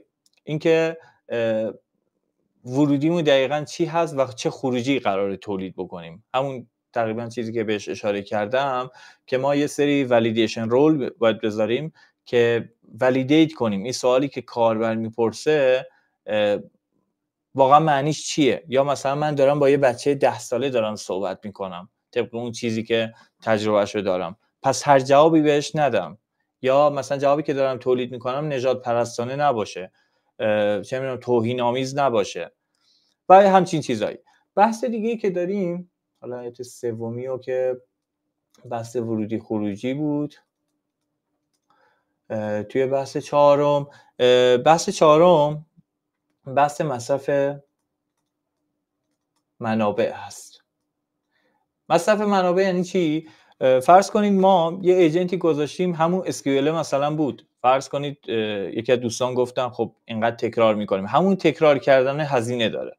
یعنی هر چقدر شما یه سوالی رو 100 بار میپرسید، علاوه خصوص وقتی لوکال نباشه، یعنی آنلاین که باشه به چت جی پی تی اینا وصل باشید، خب هر توکنی که میفرستید هزینه داره و همه اینا واسه شما محاسبه میشه.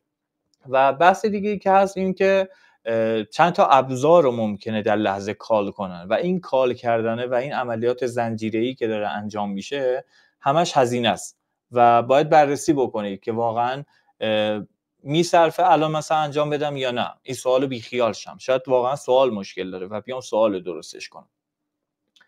بحث دیگه ای که هست بحث ایمنیه. خب ایمنی یعنی چی؟ همونطور که گفتم ایجنت ها میتونن کد اجرا کنن. خب یعنی میتونن حتی سورس کد شما جدا از دیتابیس و اینا میتونن به سیستم های خارجی که داریم وصل بشن و این یعنی توی خطرات توی حملات حالا اینترنتی و اینا خیلی میتونن خطرساز باشن. خب و سر همین شما خیلی جا باید ایجنتتون رو ایزوله کنید که هر کسی نتونه بهش دسترسی داشته باشه و هر کسی نتونه از بیرون یه پرامپتی بهش تزریق کنه و اون چیزی که نباید اتفاق بیفته. بحث ششم بحث حافظه است. حافظه یا حالا مموری. حافظه چیه؟ حتی حافظه رو که گفتیم چیه، اینکه چرا حافظه رو واقعا باید مد نظرش قرار بدیم و چرا اینقدر مهمه. خب اگه حافظه ها درست مدیریت نشن خب خیلی ممکنه زیاد بشه. یعنی ما ممکنه اون تجربیاتی که کاربرها میذارن خیلی اطلاعات بره بالا. الان مثلا چت جی پی تی فکر کنی هر چی شما چت کنید همه رو نگه داره. خب یا مثلا اون اطلاعات حساسی که توی حافظه داریم، مثلا فرض کنید من با یه چت باتی میخوام صحبت کنم، خب نمیخوام واقعا اسممو یا خیلی اطلاعات حالا شخصیمو مثلا بتونه توی دیتابیسش نگه داره. مدیریت کردن اینا خیلی مهمه. یه جای دیگه هست ما چقدر این حافظه رو چقدر اطلاعات نگه داریم. هر از گاهی مثلا بیایم یه خلاصه سازی روش انجام بدیم که اینو کوچیک‌ترش کنیم حجمشو. اینا بحثاییه که حالا باید توی بحث طراحی ایجنت بهش بپردازیم. من همین 6 تا به ذهنم میرسه. فکر کنم همین 6 تا تقریبا مهمترین چیزایی بود که توی ایجنت ها باید لحاظش کنیم. اما اینکه حالا بفهمیم توی ایجنت ها داره به چه سمتی میره، اصلا دنیای این هوش مصنوعی به چه سمتی داره میره. اگه بخوایم آینده اون هوش مصنوعی ایجنتیک AI رو تصورش کنیم، فقط اینو بدونیم که با یه ابزار جدیدی ما طرفیم. خب طرف نیستیم، فقط با یه ابزار جدید طرف نیستیم و داریم در مورد یه مدلی از ماشین ها و یه مدلی از هوش مصنوعی صحبت میکنیم که نه تنها اون فهمیدنه رو فهمیدن، یعنی اینکه درک بکنن یه چیزی رو، بلکه میتونن تصمیم بگیرن و مثل یک انسان میتونن برنامه ریزی کنن، میتونن اون پلن بچینن، یاد بگیرن از تجربیاتشون، میتونن مذاکره کنن، میتونن باهات بحث کنن و داریم به این سمت در واقع داریم میریم. داستانش خب از یه چت بات خیلی ساده‌ای شروع شد، از جی پی تی ها شروع شد و عملاً فقط می اومدن نکست توکن پردیکت می‌کردن و کار خاصی دیگه انجام نمیدادن. ولی خب چند سالیه واقعاً این حوزه ایجنت ای آی و اینکه همه چی رو مستقل و خودکار کنیم، این اتوماسیون عملاً خیلی زیاد شدن و داستان هوش مصنوعی ایجنتیک ای آی قراره به جایی برسه به نظر من که این ایجنت ها تبدیل میشن که میتونن به ابزارهایی که کامل میتونه یه پروژه رو از 0 تا 100 انجام بدن. خب توی تیم های کاری عضو بشن، واسمون بیان تحقیق کنن، یعنی عملا اون ریسرچ ها رو میتونن توی آرندی ها واسه ما انجام بدن، حتی حالا دیش هم دیولپش هم میتونن انجام بدن، با مشتریات چی ارتباط بگیرن، واسه یه استارتاپی که داریم ایده بدن، پیاده سازیش کنن، تستش کنن، توی موقعیت‌های حالا مختلف بحث شکست یا موفقیت پروژه رو پیش بینی کنن و پیشنهاد بهتون بدن. اینا آینده‌ایه که شاید این ایجنت ها خیلی دارن روش مانور میدن. توی آینده شاید نه چندان دور، در حد چند سال آینده به نظرم فقط یه دستیار معمولی نیستن، میتونن مدیر پروژه باشن، یعنی واقعا بالا سر کارگر وایستن و استراتژیست باشن و اون استراتژی که مد نظرشونه پیاده کنن، معلم باشن، درس بدن، حتی کارآفرین باشن. یعنی همه چی واقعا ممکنه با این ایجنت ها، چون میگم اون قدرت تصمیم گیری و اون قدرت هوشمندیه رو دارن کم کم پیداش میکنن. الان میدونیم خیلی ابزارها اومدن و مدل های مختلفی ساختن که واقعا ربات های مختلفی که اومده عملا ایجنت بیسن و کار عجیب غریبی میکنن. اما یه موضوعی که هست اینه که چون این ایجنتیک ای آی که در موردش صحبت کردیم قرار تصمیم بگیره، لازمه اینو دقت کنیم حتما که اون داده هایی که میگیره، یعنی داده هایی که ما به عنوان ورودی بهش میدیم درست باشه، هدفهایی که واسش تعیین میکنیم درست باشه، اخلاقی باشه و مدیریتش کنیم، هر چیزی رو تولید نکنه، هر چیزی رو در اختیار کاربران نذاره. چون وقتی این ماشین خودش میتونه فکر کنه، پس این قدرت هم در واقع تو خودش میبینه که هر چیزی رو تولید کنه. واسه همین هم میتونه سازنده باشه، هم مخرب باشه و بستگی کاملا به این داره که ما چجوری از این ایجنت و از این علمه میخوایم استفاده کنیم. و احساس می‌کنم حالا باید به جایی پیش بره که توش نه انسان‌ها نه ایجنت‌ها اینا رو در روی همدیگه قرار نگیرن، کنار همدیگه باشن، مکمل هم باشن و خلاقیتی هر کدوم دارن با اون یکی شیر بکنن. این به نظرم مهمترینشه. حالا یکی دو تا بچه‌ام پرسیده بودن، همین سوال آخریه که از کدوم فریم ورک بیشتر استفاده می‌کنین. ببینید ابزارهای خیلی مختلفی هست واسه بحث ایجنت‌ها و ساخت ایجنت‌ها که در واقع لاما ایندکس یه ابزاریه که میتونین واسه ایجنت ها استفاده بکنین، لنگ چین بهمون میده، لنگ گراف بهمون میده، خود علما هم در واقع بهمون میدن. این که میگیم ایجنت بسازیم بچه‌ها، قرار نیست که ایجنت ساختنه مثلا بگیم یه چیزیه که خودمون نمیتونیم. ایجنت ساختنه گفتم یه ورک فلو، خب هر چیزی شما رو بتونه این نودا رو واسه شما درست کنه. مثلا ما میگیم آقا اول یه چتی میاد، میره یه چت بعدی، میره پلن دیگه، حالا این مثلا میره به دیتابیس وصل میشه اگه خواست، این اگه خواست به ای پی آی وصل میشه و هر چیز دیگه. نهایتا مثلا خروجی رو ما تولید میکنیم.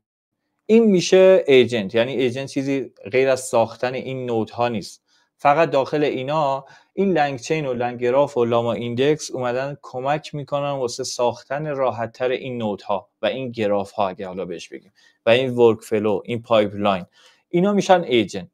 یا معروف یکی دیگه شون که حالا بهش اشاره کردم نیتنه که اوپن سورس، این لنگراف و اینا رو که میتونید استفاده کنید و کاملا کداشون هست در دسترس. نیتن هم جزء یکی از راحت تریناشه که کاملا یو آی داره، توی یو آی تو میتونید ترسیم کنید، با کلیک کردن این گراف ها رو ترسیمش بکنید. این حالا رفرنس هاست. من یه سری چیزایی که به نظرم جذاب بود در اختیارتون بذارم. این پایپلاین هست. بعد ما یه سایتی داریم roadmap.sh، حتما بهش سر بزنید، واسه همه چی رودمپ داره. ولی خب من خودم دیدم ایجنتش به نظرم خوب اومد و میتونیم یه مانوری روش بدیم، حالا در حد همین چند دقیقه‌ای که وقت هست واسه اینکه اصلا ایجنت رو بخوایم درست بکنیم چه مسیری قراره طی بکنید و همه چی داخلش هست. حالا چه AI باشه چه رشته‌های دیگه میتونیم بیاین رودمپش رو ببینیم. حالا من اینو اشاره میکنم اگه دوستان سوالی دارن به نظرم الان میتونیم یه چند تا سوال جواب بدیم تا منم یه نفسی بگیرم. سوالی هست؟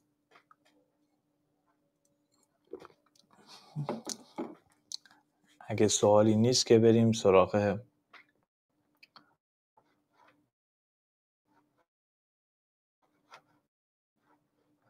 چند تا پرسیدن. خب بذاریم آخر سر تو بازار مالی.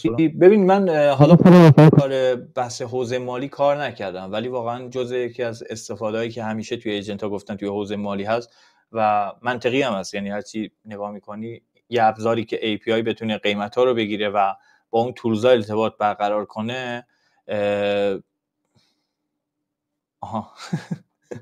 مرسی. آره من خودم استفاده نکردم بحث مالیو ولی کاملا تسکش و در واقع اون رشته اون پوزیشن شغلیش یه جوری هست که میتونید کامل با ایجنت به نظرم جواب بگیرید ازش. اون خاصیتایی که ایجنت داره واقعا میخوره به مسائل مالی. مراحل شخصی سازی منظورتون چیه؟ مراحل شخصی سازی اینکه ایجنت رو شخصی سازی کنید واسه خودتون کاستماایز بشه.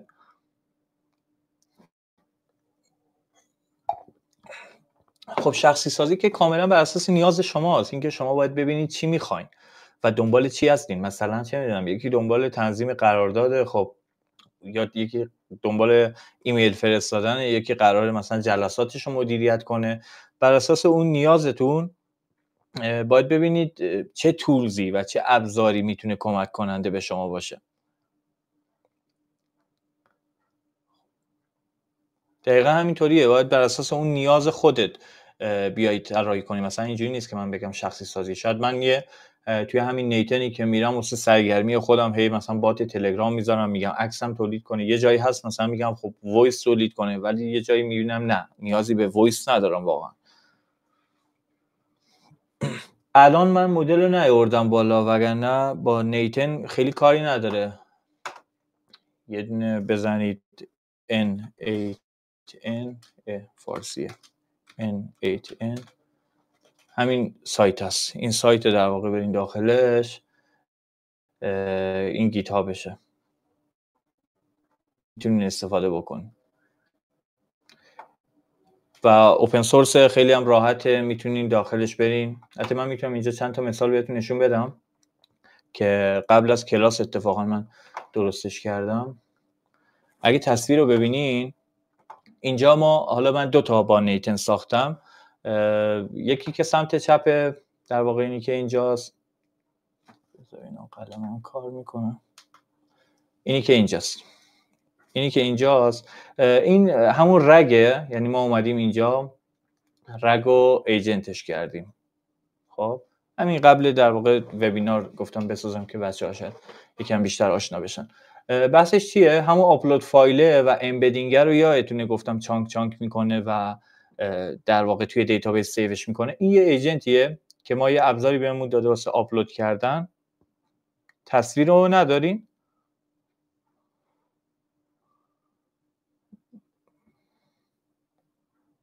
بچه‌ها تصویر هست؟ اوکی. فکر کنم یکم با دیلی اومد سر همین من یه ذره عجله کردم. خب توی سمت چپیه شما یه ابزار این نیتنه. این همون N8N هم بهش میگن. حالا من نیتن بهش میگم. بذارید من یکم هم چیزش کنم اینجوری شاید یکم زومش کنم بهتر بتونیم ببینیم. خب یه ابزاری بهتون میده واسه آپلود کردن که شما میتونید فایل آپلود بکنید و کاملا با کلیک کردن و اینا میتونید روش تنظیماتتون رو انجام بدید. مثلا چه مدل فایلی؟ فقط فایل مثلا PDF بگیرم، فایل عکس بگیرم یا هر چیز دیگه. اینجا داره در واقع که نمی‌نویسه. خب اینجا توی دیتابیسمون ما می‌خوایم امبدینگ‌ها رو بریزیم. خب وصلش کردیم به یه دونه تولزی که امبدینگ حساب میکنه. حالا اومدیم از اولاما استفاده کردیم. شما میتونید از اوپن ای آی استفاده کنید یا هر چیز دیگه ای. یا یه تولز دیگه ای که مثلا هست بحث دیتا لودره که دیتا رو چجوری بخونه. خب اینا توی لنگچین و اینا پیاده سازی شدن، ابزارهای مختلفی که میتونیم وصل کنیم به ایجنتتون. پس شما فایلتون رو که آپلود کردی خودکار قرار نیست شما مثلا فایل رو آپلود کنید حالا برید فایل رو مثلا تیکه تیکه کنید، نه، همه اون تیکه تیکه کردناش، خوندنش، امبدینگ حساب کردنش و نهایتاً ریختنش توی دیتابیس این مرحله حساب میشه و نهایتاً یه تیک بگیرید که به معنی اینو میده که اوکی شده و شما الان میتونین برین سراغ استپ بعدی. استپ بعدی چیه؟ اینجا میبینید، اینو پاک کنم. حالا من فایلم رو که در واقع آپلود کردم، مرحله بعدی مرحله چت کردنه. من یه اینپوتی گذاشتم توی نیتن که شما میتونید چت بکنید. حالا چت رو که اون چیزی که در واقع کاربر وارد میکنه به عنوان کوئری، وارد که کرد وارد AI ایجنت هم میشه. AI ایجنت هم چیکار میکنه؟ چند تا تولز در واقع میتونه دسترسی پیدا کنه. یکیش که مدله، گفتیم یه دونه چیزش هست به عنوان همون LLM اصلیه که میدیمش به LLM. یه تولزی داریم عملا کوئری میگیره از دیتابیس. خب کوئری میگیره از دیتابیس، همون دیتابیسی که ساخته بودیم و اون سوالی که شما میپرسین میبره امبدینگش رو حساب میکنه، اینجا توی تصویر نیافتاده، و نهایتا هم میره اونایی که سیمیلاریتیشون بیشتره برمیگردونه، یعنی اون کانتکست ها رو برمیگردونه، در اختیار کاربر قرار میده. و عرض کنم خدمتتون که فرض کنیم مثلا من 10 تا داکیومنت 5 تا داکیومنت برگردوندم، یعنی این 5 تا داکیومنت نزدیکترین داکیومنت بوده به اون کوئری من. اینا رو به علاوه اون کوئری نهایتا میدمش دوباره به همین LLMی که اینجاست و این جواب واسه من تولید میکنه. اینجا یه مثالش حالا من میگم قبل از چیز، فقط دقتش اصلا بالا نیست، فقط گذاشتم که ببینید چه شکلیه. مثلا گفتم سلام، خب در مورد علی امینی من فایلی که آپلود کرده بودم فایل رزومم بود، در یه چیزایشو غلط جواب داد کلا، ولی خب داشت جواب میداد. یعنی کاملا دیگه خودکار یه چت بات میاد بالا و در لحظه بر اساس نیازش، ولی چون این رگه خب قاعدتا میره از اون فایلی که آپلود کردیم اینجا، میره از این فایل استفاده میکنه واسه جواب دادنش. و مدلی که اینجا میبینیم حالا یه مدل لامای کوچیکه، مدل فکر کنم 3 میلیاردی بوده اگه اشتباه نکنم، خیلی مدل نیست که بگیم دقت داره، سر همین خیلی نمیشه روش حساب بکنید. خب اینم که دیدیم، اینم که همون مدل هاست، اینم یه چیز دیگه است، یه ایجنت دیگه است واسه بحث سرچ کردن که همین امروز اینم یه تست کردیم. شما میتونید اینجا یه دونه چت بزنید، چت که شروع میکنین کاربر یه کوئری میپرسه و توی ایجنت حالا تولزایی که داریم، دوباره گفتم ما یه دونه LLM همیشه داریم، اینو همیشه هستش. یه مموری اضافه کردیم.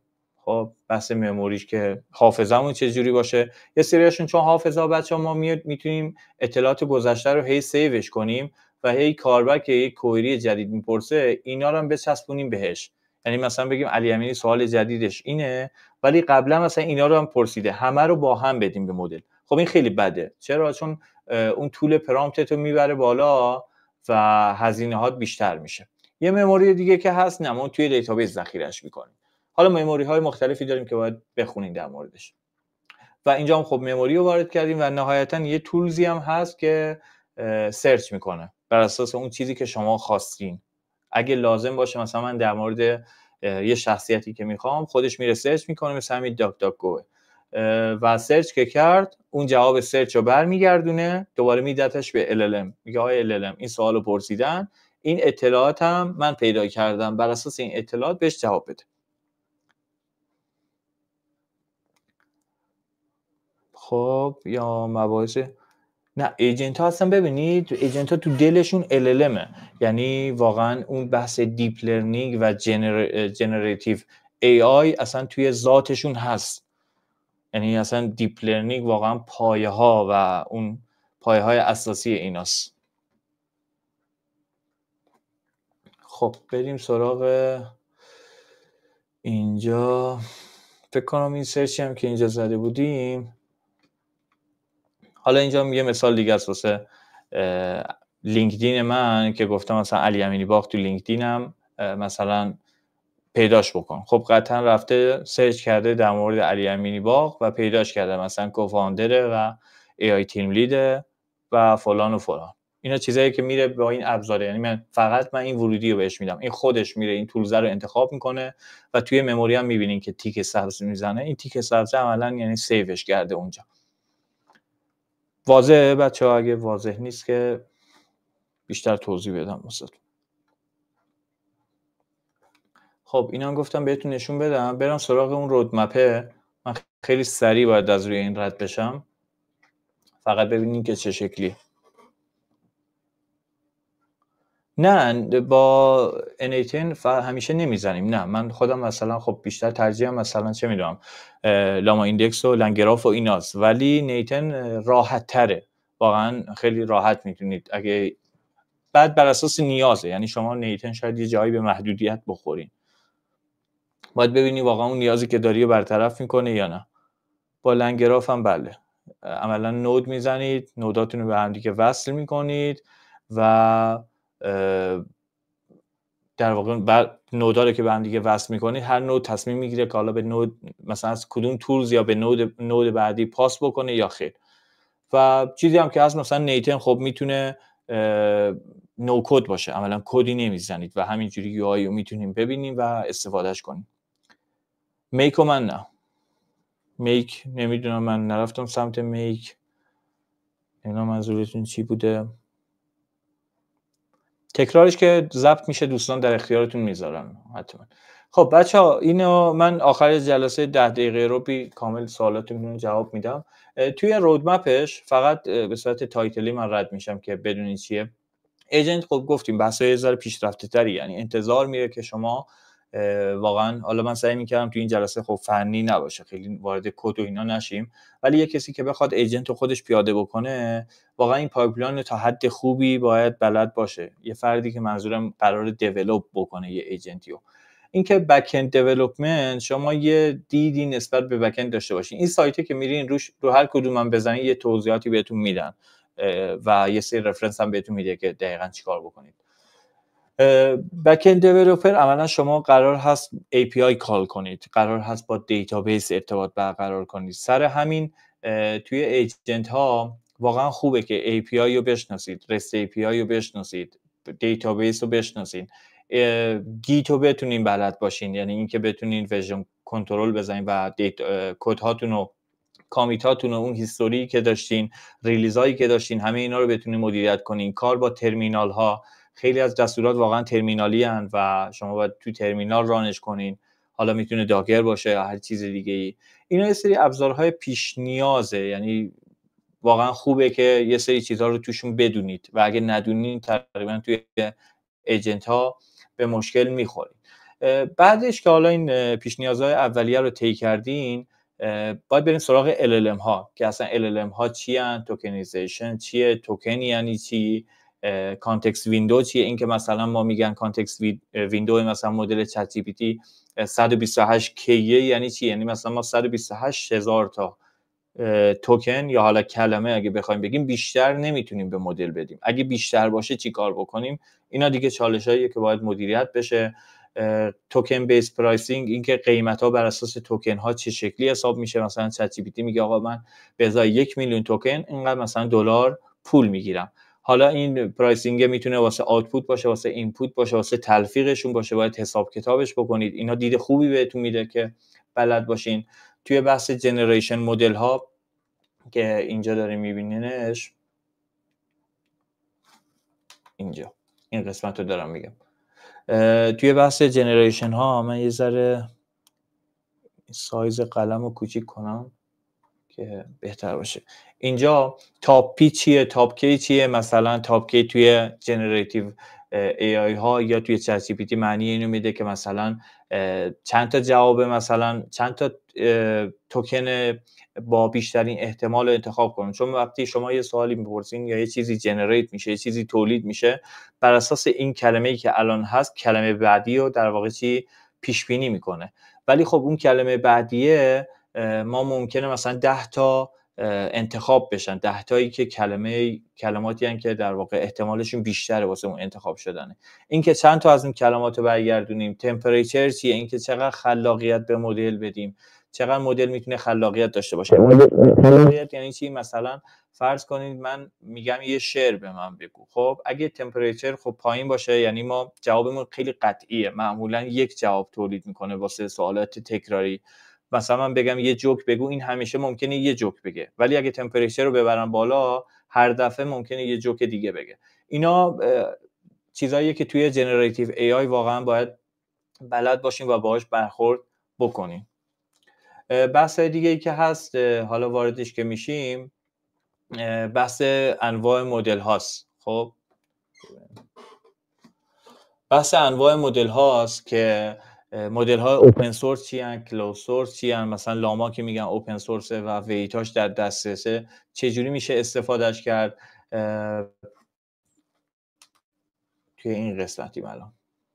خب چجوری میشه استفادهش کرد. بحث دیگه ای که هست، یه سری چیزا شرایط من توضیح دادم، ولی بحث یه سری تکنولوژی هاست و مثلا استریم چیه؟ استریم توی چت جی پی تی اگه دقت کرده باشین وقتی سوال میپرسین جوابهایی که تولید میکنه در جا جوابو تولید نمیکنه، توکن بای توکن تولید میکنه، یعنی یه توکن تولید میشه و بقیه‌اش هم تولید میشه.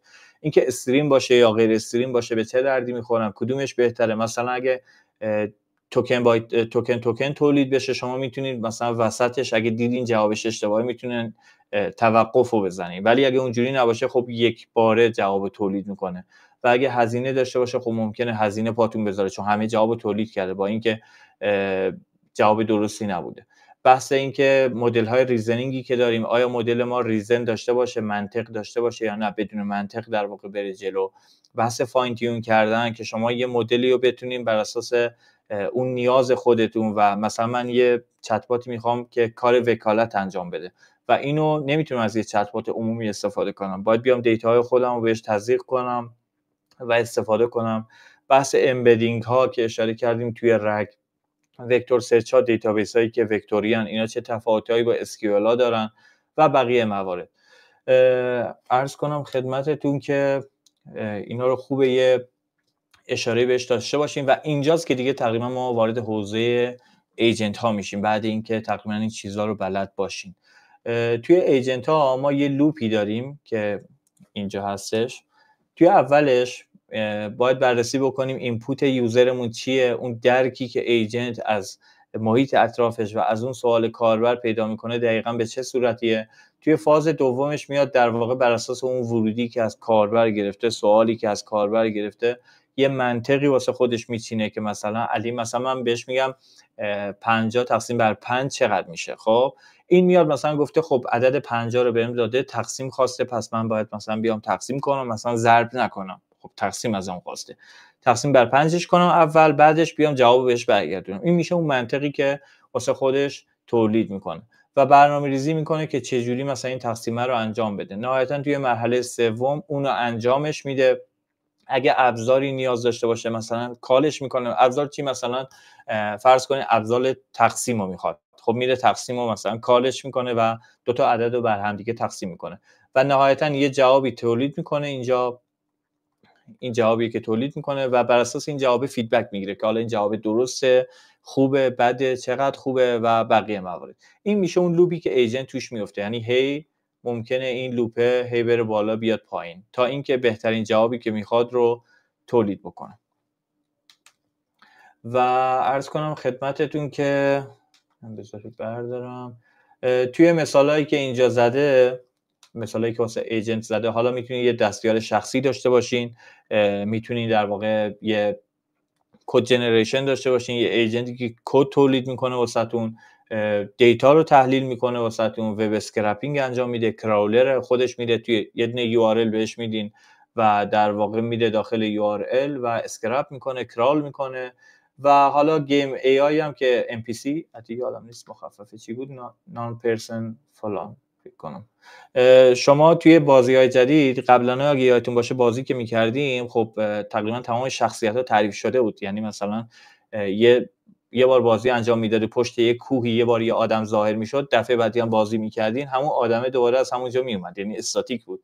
ولی الان با هوش مصنوعی بر اساس کاری که شما توی محیط بازی انجام میدید ممکنه شخصیت‌های جدید تولید بشه و یه جایی که میفهمه شما دارید میپیچونیدش ممکنه یه نفر از یه جا دیگه در واقع پیدا بشه که اصلا اون واسه یکی دیگه این اتفاق نیفته.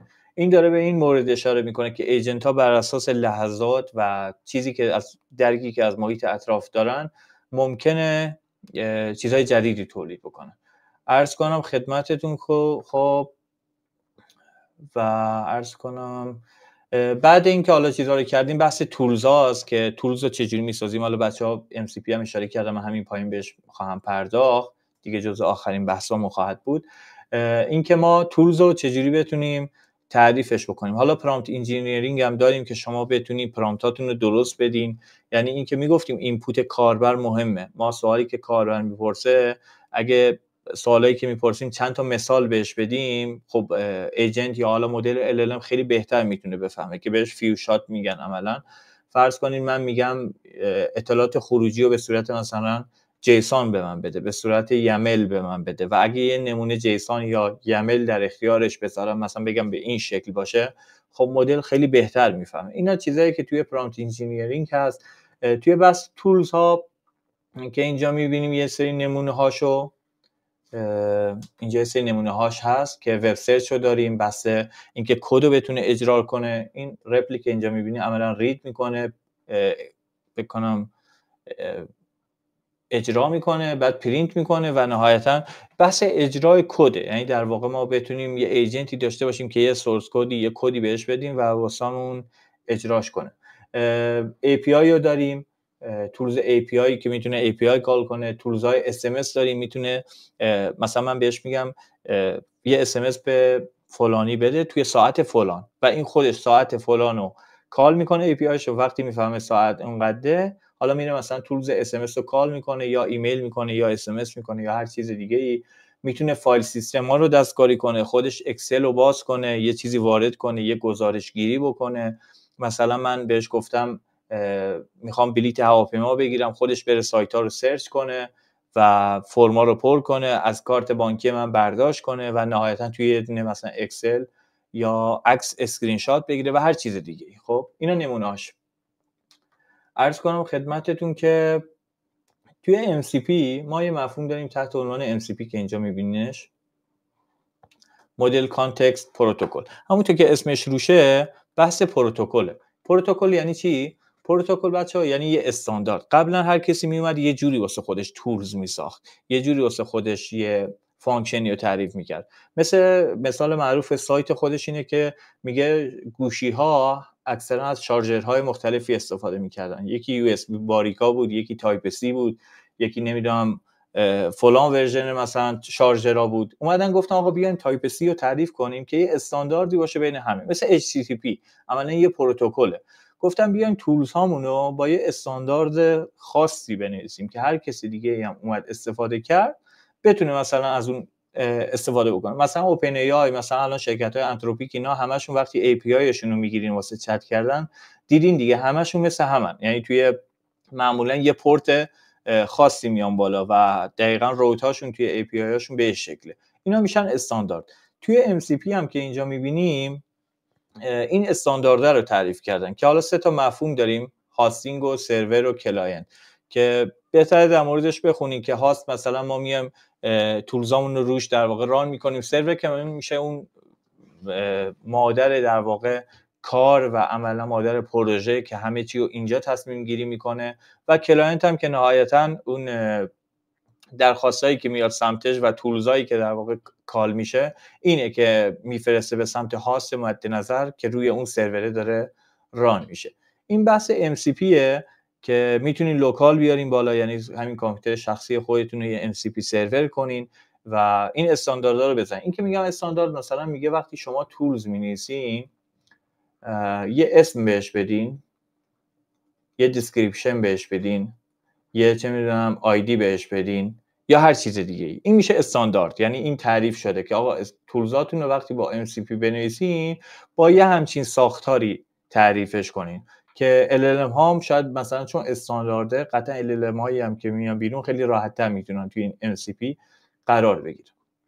یکی از بچه‌ها یه موضوع دیگر رو اشاره کرد A2A توی سوالاش که میشه ایجنت تو ایجنت که معرفی شد، خیلی هم جدیده. توی MCP که گفتم اینجا MCP رابطه بین LLM و تولز هاست بیشتر، یعنی داره این ارتباطه رو استانداردش میکنه که یه LLM چجوری با یه تولزی ارتباط برقرار کنه یا با مموریش ارتباط برقرار کنه. اینا توی MCP گنجونده میشه. ولی A2A استاندارد بین دو تا ایجنته که دو تا ایجنت چجوری با هم دیگه صحبت بکنن. اون دو تا ایجنت رو چجوری تعریف کنیم که حرف همدیگه رو بفهمن. خب حالا A2A اینا مباحث پیشرفته تریه که شاید توی این جلسه اصلا نمیشه بهش پرداخت. این از بحث MCP که وارد MCP که شدیم، نهایتاً هم انواع مموری رو داریم. گفتم ما مموری های مختلفی داریم. یکی شورته که خیلی کم نگه می‌داره، یعنی شما هی چت میکنید، هی میاد و هی پرامپت جدید و کوئری جدیدی که میپرسید اینا بهش اپند میشه، یعنی میچسبه به پیام شما، به عنوان هیستوری بهش میدیم. یه مدل دیگه هست که شما میرین توی دیتابیس در واقع ذخیره‌اش میکنید و هر موقع کاربر وقتی میبینی علی امینی داره میاد با چت میکنه، توی دیتابیس داری اون گذشتهشو و هر جایی خواستی میتونی مثلا یه رگ بزنی یا هر اطلاعات دیگه ای توی دیتابیس بگیری.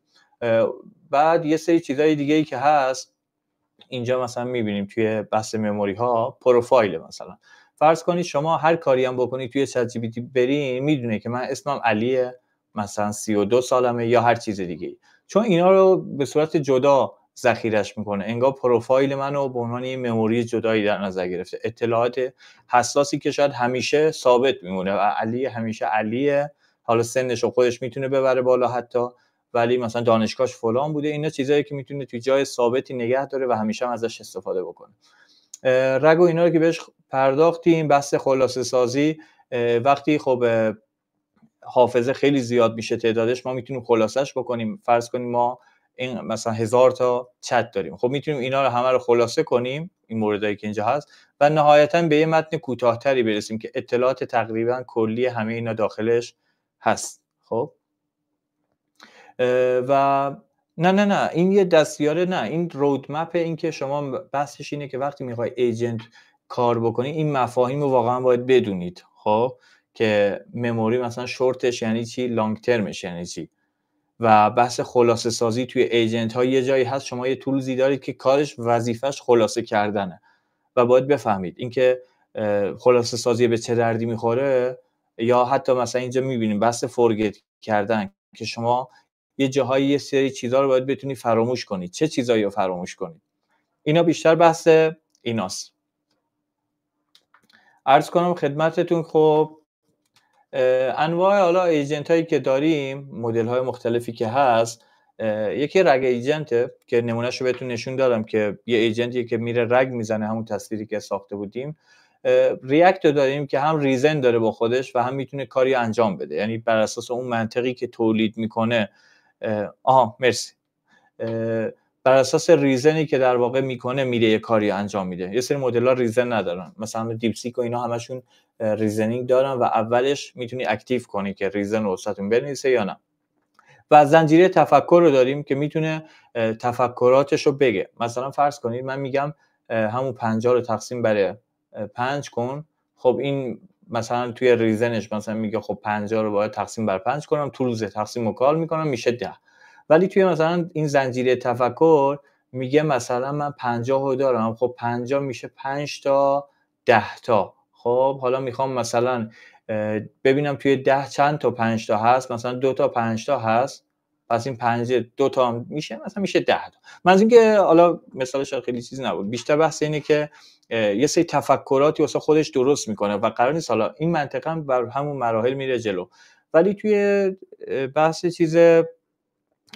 توی بحث تفکرات، اون تفکراتی که در مورد سوال شما و چیزی که شما میخواین، یه زنجیره تفکر پشت سر هم دیگه درست میکنه و بر اساس اونا به شما جواب میده. بحث دیگه ای که هست، بذارم اینو پاکش کنم.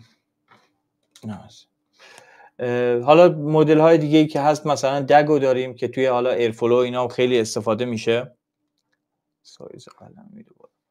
دگ عملا مخفف میشد گراف های چرخشی، یعنی یه گراف هایی که فقط یک جهته میرن جلو و لوپ توشون نداره. اینو توی ایرفلو خیلی استفاده میشه، یکی از فریم ورک های معروف دیتا انجینیراست، توی املابس و اینا مطرح میشه که یه گرافیه که اینپوت میده به بعدی و اونم خروجیشو میده به عنوان اینپوت بعدی.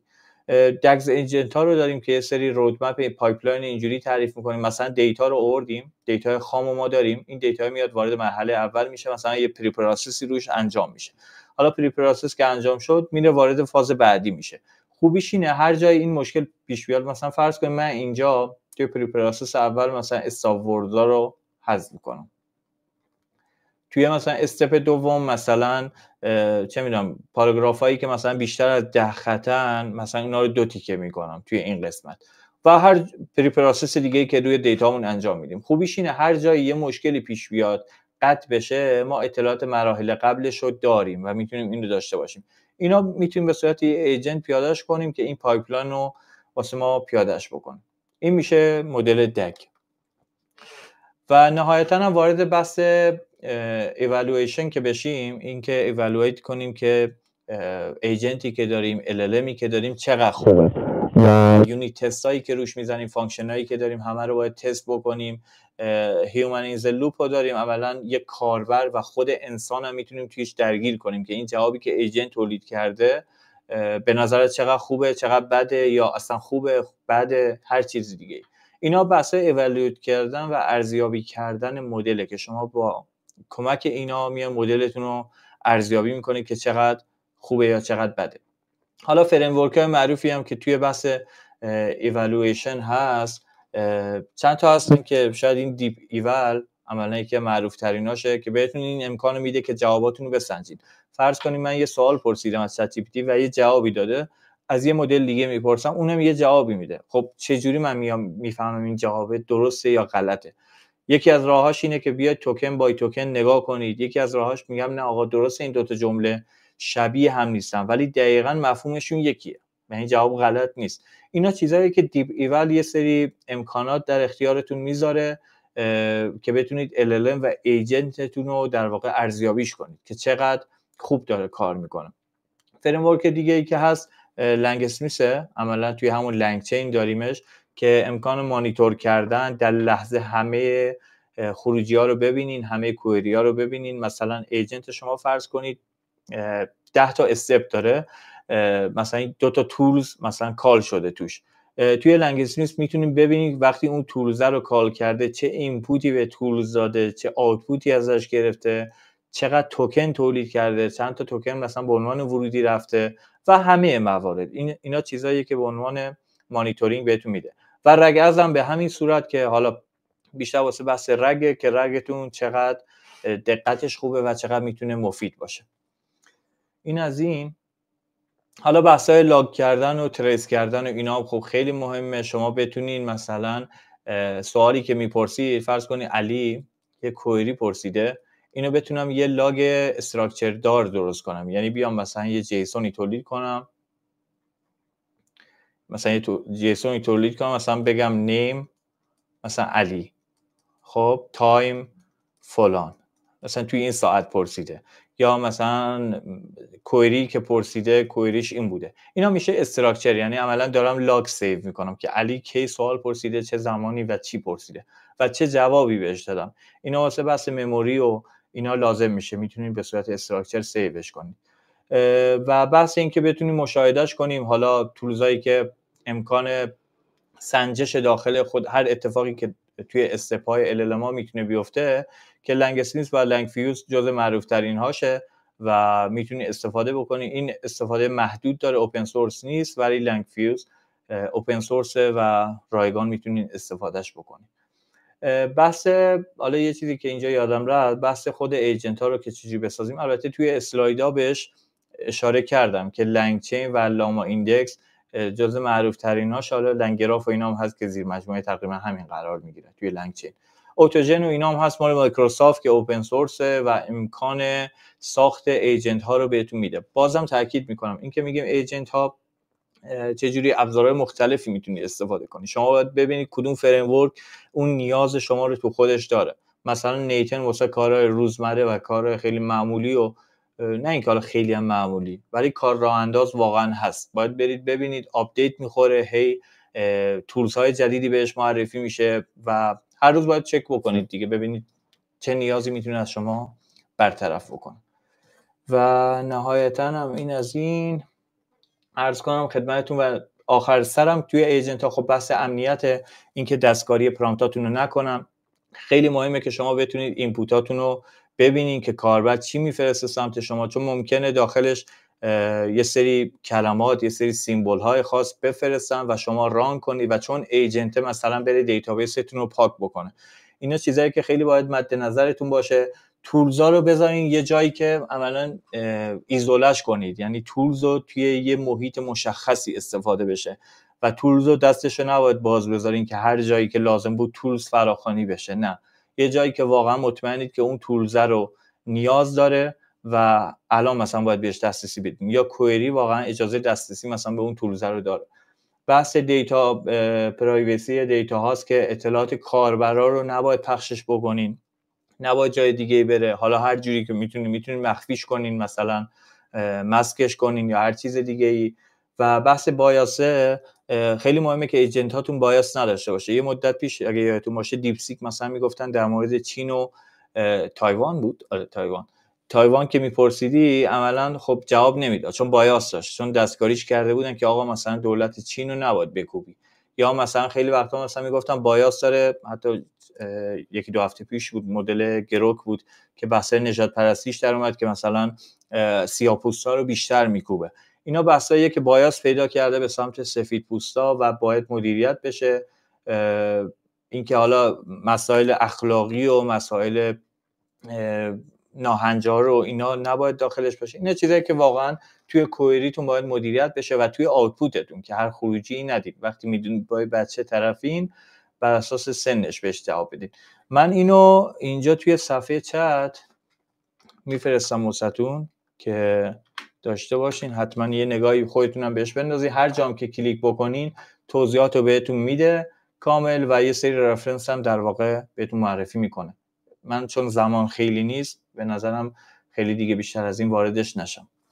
این از این و خستم نباشید، در خدمتم. اگه سوالی هست یا چیزی ابهام داشتین بگین من بهتون جواب بدم. مرسی.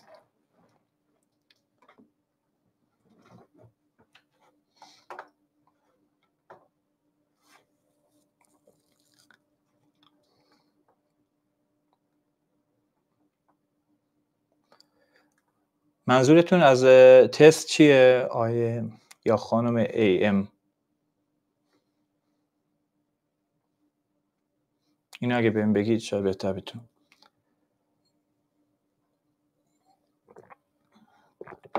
خواهش میکنم.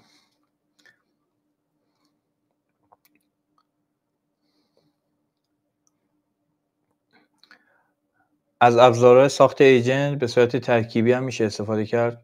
من استفاده نکردم ولی معمولا اگه شما با یه ابزاری مثلا لنگراف واقعا یه چیز کاملیه، تقریبا میتونید ایجنت های خیلی خوبی باش بزنید و نیازی به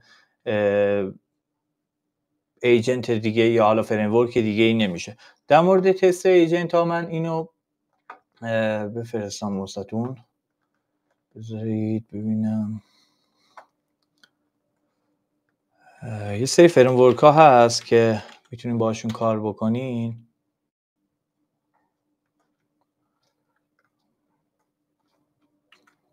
حتی توی اسلاید هم بهش اشاره کردیم توی همون رودمپه که یکی دیپ ایوله. واقعا بس اینکه ایوالویت کنید و ارزیابی کنید خیلی خیلی فریم ورک و کتابخونه جامعیه، به شدت جامعه، نزدیک 10,000 تا استار هم داره، جزء رپوزیتوری های خوبه.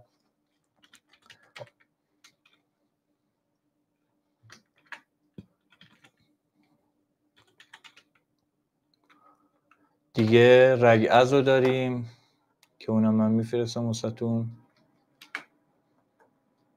که البته واسه بیشتر مفاهیم رگ میتونین بهش اشاره کنین و استفادهش کنین.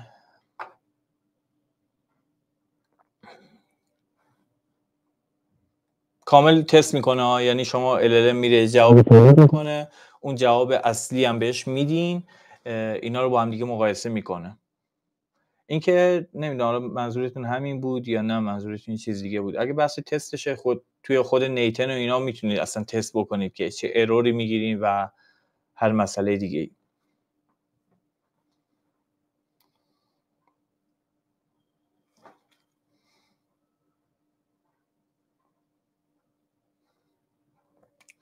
دیپ ایول واقعا خوبه، یعنی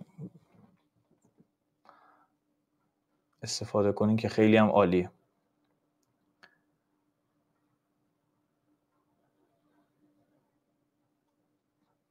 باز اون بالا هم فکر کنم یه سری سوالا بود، اولش من بهشون گفتم که جواب میدم. یکی بازار مالی بود که خیلی قطعا به صورت تحلیل اکسپرت میشه استفاده کنین، که شکی ندارم توش که تو مالی خیلی استفاده میکنم، ولی خب تو حوزه کاری من نبوده، شاید نتونم مثلا خیلی راهنماییتون کنم.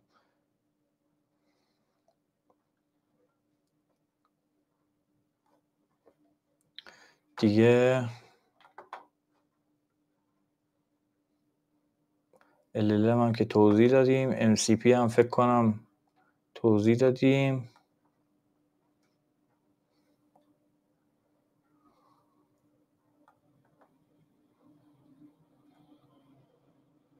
فکر کنم سوالا اوکی بود تا اینجا. بچه‌ها هر سوالی هست بپرسین، اگه هم سوالی نیست که حالا بچه‌های دانشگاه نمیدونم روالشون به چه صورته، من هستم در خدمتتون.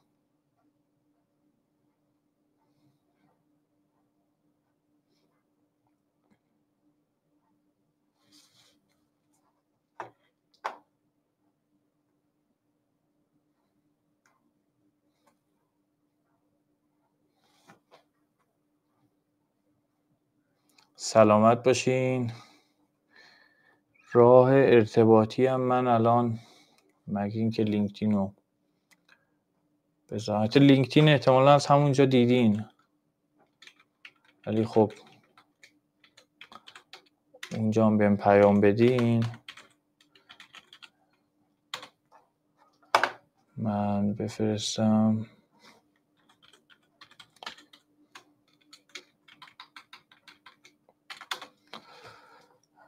لینکدین هستم و حالا همونجا سوال بپرسید، اگر سوالی هم بود باز من هستم در خدمتتون.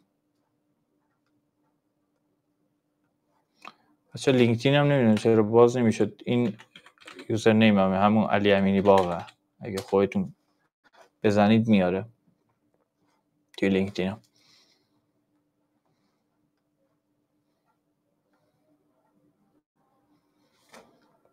اومد.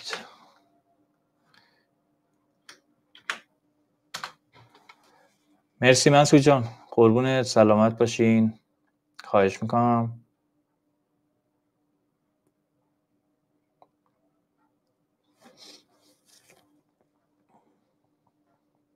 سلامت باشین، مرسی.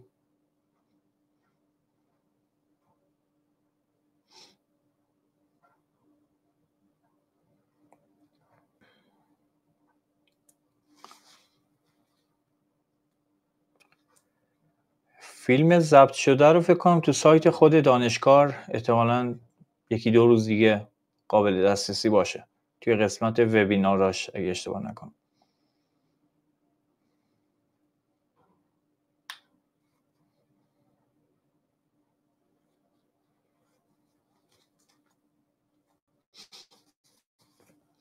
خواهش میکنم.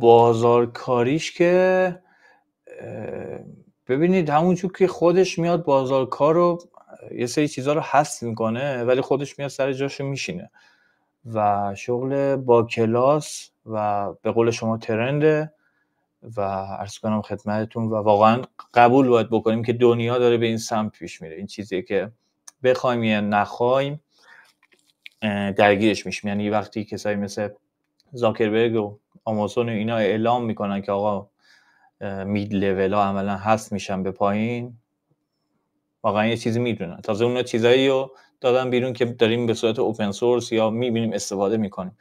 حالا فکر کن اونا دیگه چیا دارن که ما هنوز خبر نداریم. اینم هست. آره واقعا آینده است.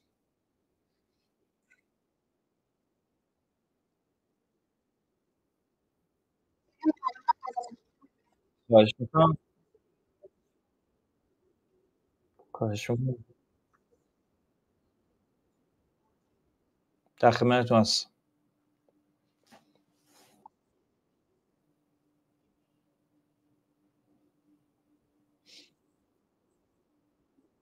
سلامت باشین. خیلی متشکرم. قربان شما. شب همگی بخیر. خداحافظ.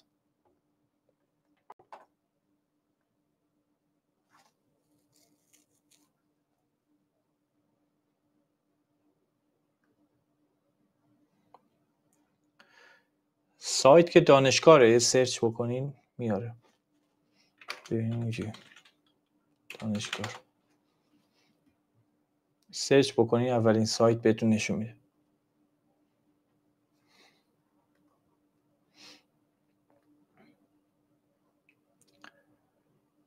خب بچه‌ها خسته نباشین. شب همگی بخیر و خداحافظ.